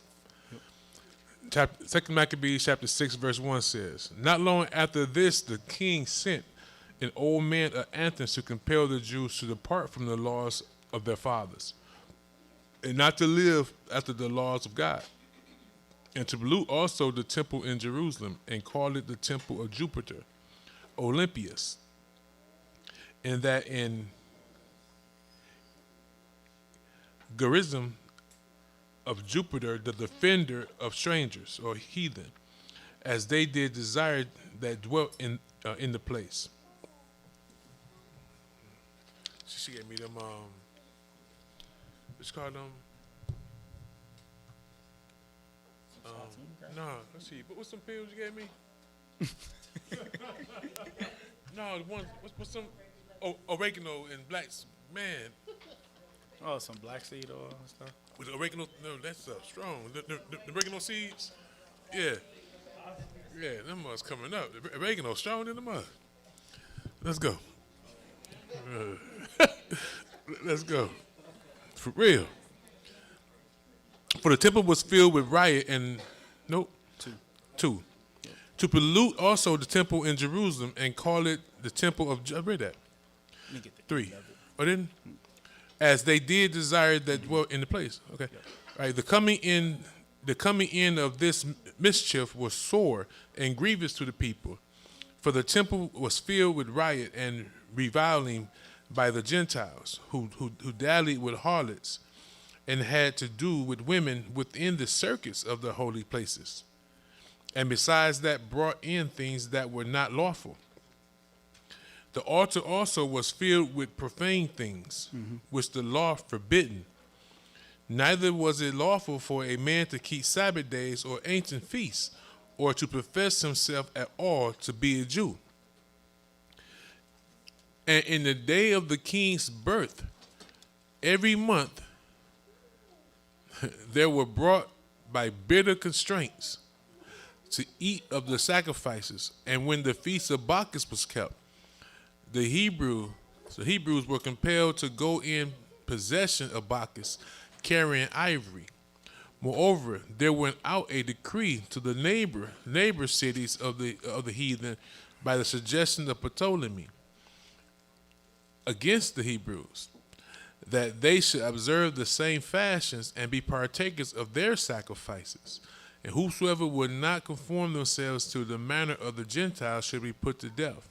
Then might a man have seen the present miseries. For there were 2 women brought, who had circumcised their children, who then they had openly led round about the city, the babes hanging at their breasts. They cast them down headlong from the wall. And others that had run together into caves nearby to keep the Sabbath day secretly, being discovered to Philip, were all burnt together, because they made a conscience to help themselves for the honor of the most sacred day. Now I beseech those that read this book, that they be not discouraged for these calamities, but that they judge those punishments not to be for destruction, but for a chastening of our nation. For it is a token of his great goodness when wicked doers are not suffered any long time, but forthwith punished. Verse 14. For not as with other nations, whom Ahayah patiently forbears to punish, till they become to the fullness of their sins, so dealeth he with us. Lest that, being come to the height of sin, afterwards he should take vengeance of us. And therefore he never withdrew his mercy from us. And though he punished with adversity, yet do he never forsake his people. But let this that we have spoken be for a warning unto us. And now we will come to the declaring of the matter in few words. Eleazar, one of the principal scribes, an aged man, and of a well-favored countenance, who was constrained to open his mouth and to eat swine's flesh. But he, choosing rather to die gloriously than to live stained with such an abomination, spit it forth, and came of his own accord to the torment, as it behooved them to come, that are resolute to stand out against such things, as are not lawful for love of life to be tasted. But they that the charge of that wicked feast, for the old acquaintance they had with the man, taking him aside, besought him to bring flesh of his own provision, such as was lawful for him to use, and make as if he did eat of the flesh taken from the sacrifice commanded by the king. Verse 22. That in so doing he might be delivered from death, and for the old friendship with them find favor. But he began to consider discreetly, and as became his age, and the excellency of his ancient years, and the honor of his gray head, whereunto he was come, and his most honest education from a child, or rather the holy law made and given by God, Therefore he answered accordingly and willed them straightway to send him to the grave. For it becometh not our age, said he, in any wise to dissemble, whereby many young persons might think that Eleazar, being 80 years, fourscore and 90 years old, were now gone to a strange religion. And so they threw my hypocrisy. And so they through my hypocrisy and desired to live a little time and a moment longer should be deceived by me. So let's understand that. Like we always talk about when our time come, we must have the same mentality as his brother. He said, why would I die and go to hell just to live a little while longer? Because if you do this and you die, when you do die, you're going to hell. Right? But he says, Verse 25. I'm going back up. Okay. He didn't want to be a bad example and be a stumbling block to the youth or anyone by his compromising. And so they, 25. And so they, through my hypocrisy and desire to live a little time and a moment longer, should be deceived by me. And I get a stain in my old age and make it abominable. Remember the Most High said that if the righteous man change from his righteousness and commit sin, he should die in his sin. His righteousness should not be remembered. Okay. 26. For the present time I should be delivered from the punishment of men, yet shall I not escape the hand of the Almighty, neither alive nor dead. This is what I just said, right? So when our time comes, Christ says, fear not death. If we try to save our life, we will lose our soul. If we will face the Almighty after death, and that's as the Old Testament says, we will learn by pain, torments. 27? 26. 26? Oh, no, 27. Come on. Wherefore now, manfully changing this life, I will show myself such in one as my age requireth, and leave a notable example to such as be young to die willingly and courageously for the honorable and holy laws.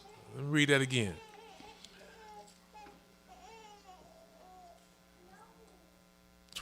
Wherefore now, manfully changing this life, I will show myself such in one as my age required, and leave a notable example to such as be young to die willingly and courageously for the honorable and holy laws. And when he had said these words, immediately he went to the torment. They that led him changing the good will they bare him a little before into hatred, because the foresaid speeches proceeded, as they thought, from a desperate mind. But when he was ready to die with stripes, he groaned and said, it is manifest unto the Most High, that have the holy knowledge, that whereas I might have been delivered from death, I now endure sore pains in body by being beaten, but in soul I am well content to suffer these things, because I fear him. Come on. Fear him not that can destroy the body and not the soul, Come on. but him that can destroy the body and the soul in hell. Come on. Let me read that again. But when he was ready to die with stripes, he groaned and said, it is manifest unto Ahayah, that have the holy knowledge, that whereas I might have been delivered from death, I now endure sore pains in body by being beaten, but in soul am well content to suffer these things, because I fear him. And thus this man died, leaving his death for an example of a notable courage and a memorial of virtue, and that's why we always read his testimony on this glorious day. It's notable for a memorial of virtue. Now, we said virtue is talking about being valiant, right? Being courageous, strength. Not only unto young men, but unto all his nation. And it came to pass also that 7 brethren with their mother was taken, and compelled by the king against the law to taste swine's flesh. This swine's flesh is something. You know?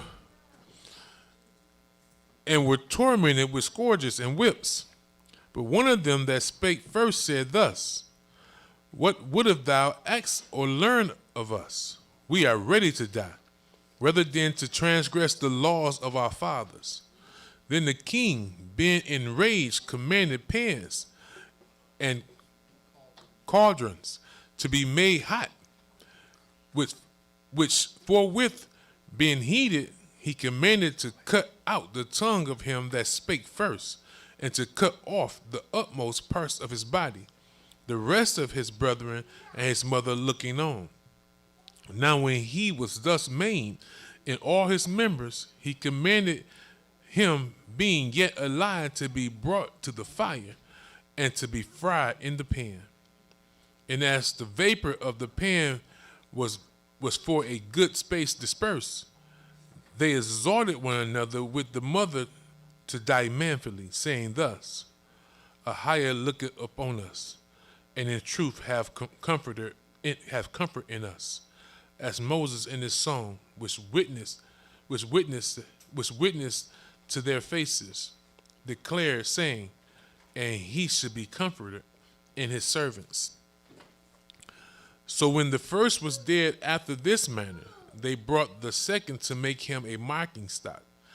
And when they were pulled out, they had pulled off the skin of his head with the hair. My goodness. They asked him, Wilt thou eat before thou be punished throughout every member of thy body? But he answered in his own language and said, No, la'ah. Wherefore he also received the next torment in order, as the former did. And when he was at the last gasp, he said, Thou like a fury takest us out of this present life, but the King of the world shall raise us up, who have died for his laws, into everlasting life. Verse 10. After him was the third made a mocking stock, and when he was required, he put out his tongue, and that right soon, holding forth his hands manfully, and said courageously, These I had from heaven, and for his laws I despised them, and from him I hope to receive them again. Insomuch that the king and they that were with him marveled at the young man's courage, for that he nothing regarded the pains. Now when this man was dead also, they tormented and mangled the fourth in like manner. So when he was ready to die, he said thus, It is good, being put to death by men, to look for hope from God, to be raised up again by him. As for thee, thou shalt have no resurrection to life. Afterward, they brought the fifth also and mangled him. Then looked he unto the king and said, Thou hast power over men. Thou art corruptible. Thou doest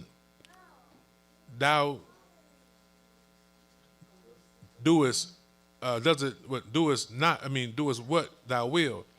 Yet think not that our nation is forsaken of God, but abide a while, and behold his great power, how he would torment thee and thy seed. At him also they brought the sixth, who being ready to die said, Be not deceived without cause, for we suffered these things for ourselves, having sinned against our God. Therefore marvelous things are done unto us. But think not thou that taketh in hand to strive against God, that thou should escape unpunished. But the mother was marvelous above all, and worthy of honorable memory. For when she saw her seventh son slain within the space of one day, she buried it with a good courage, because of the hope that she had in the Most High. Yea, she exhorted every one of them in her own language, filled with courageous spirit, and stirring up her womanish thoughts with a manly stomach. She said unto them, I cannot tell how ye came into my womb, for I neither gave you breath nor life, neither was it I that formed the members of every one of you. But doubtless the Creator of the world, who formed the generation of man, and found out the beginning of all things, will also of his own mercy give you breath and life again, as ye now regard not your own selves for his law's sake. Now Antiochus, thinking himself despised, and suspecting it to be a reproachable speech, while the youngest was yet alive, did not only exhort him by words, but also assured him with oaths that he would make him both a rich and happy man if he would turn from the laws of his fathers, and that also he would take him for his friend and trust him with affairs. But when the young man would in no case hearken to him, the king called his mother and exhorted her that she would counsel the young man to save his life. And when he had exhorted her with many words, she promised him that she would counsel her son. But she bowing herself towards him, laughing the cruel tyrant to scorn, spake in her country's language on this manner, O my son, have pity upon me, that bare thee 9 months in my womb, and gave thee suck 3 years, and nourished thee, and brought thee up unto this age, and endure the troubles of education. I beseech thee, my son, look upon the heaven and the earth, and all that's therein, and consider that God made them of things that were not, and so was mankind made likewise. Fear not this tormentor, but, being worthy of thy brethren, take thy death, that I may receive thee again in mercy with thy brethren. While she was yet speaking these words, the young men said, Whom wait ye for? I will not obey the king's commandment, but I will obey the commandments of the law that was given unto our fathers by Moses. And thou, that hast been the author of all mischief against the Hebrews, should not escape the hands of God, for we suffer because of our sins. And though the living God be angry with us a little while for our chastising and correction, yet shall he be at one again with his servants. But thou, O godless man, and of all other most wicked, be not lifted up without a cause, nor puffed up with uncertain hopes, lifting up thy hand against the servants of God. For thou hast not yet escaped the judgment of the Almighty God, who seeth all things. For our brethren, who now have suffered a short pain, are dead under God's covenant of everlasting life. But thou, through the judgment of God, should receive just punishment for thy pride. Verse 37. But I, as my brethren, offer up my body and life for the laws of our fathers, beseeching God that he will speedily be merciful unto our nation, and that thou, by torments and plagues, mayest confess that he alone is God, and that in me and my brethren the wrath of the Almighty, which is justly brought upon all our nation, may cease. Then the king, being enraged, handled him worse than all the rest, and took it grievously that he was mocked. So this man died undefiled, and put his whole trust in the Most High. Last of all, after the sons, the mother died.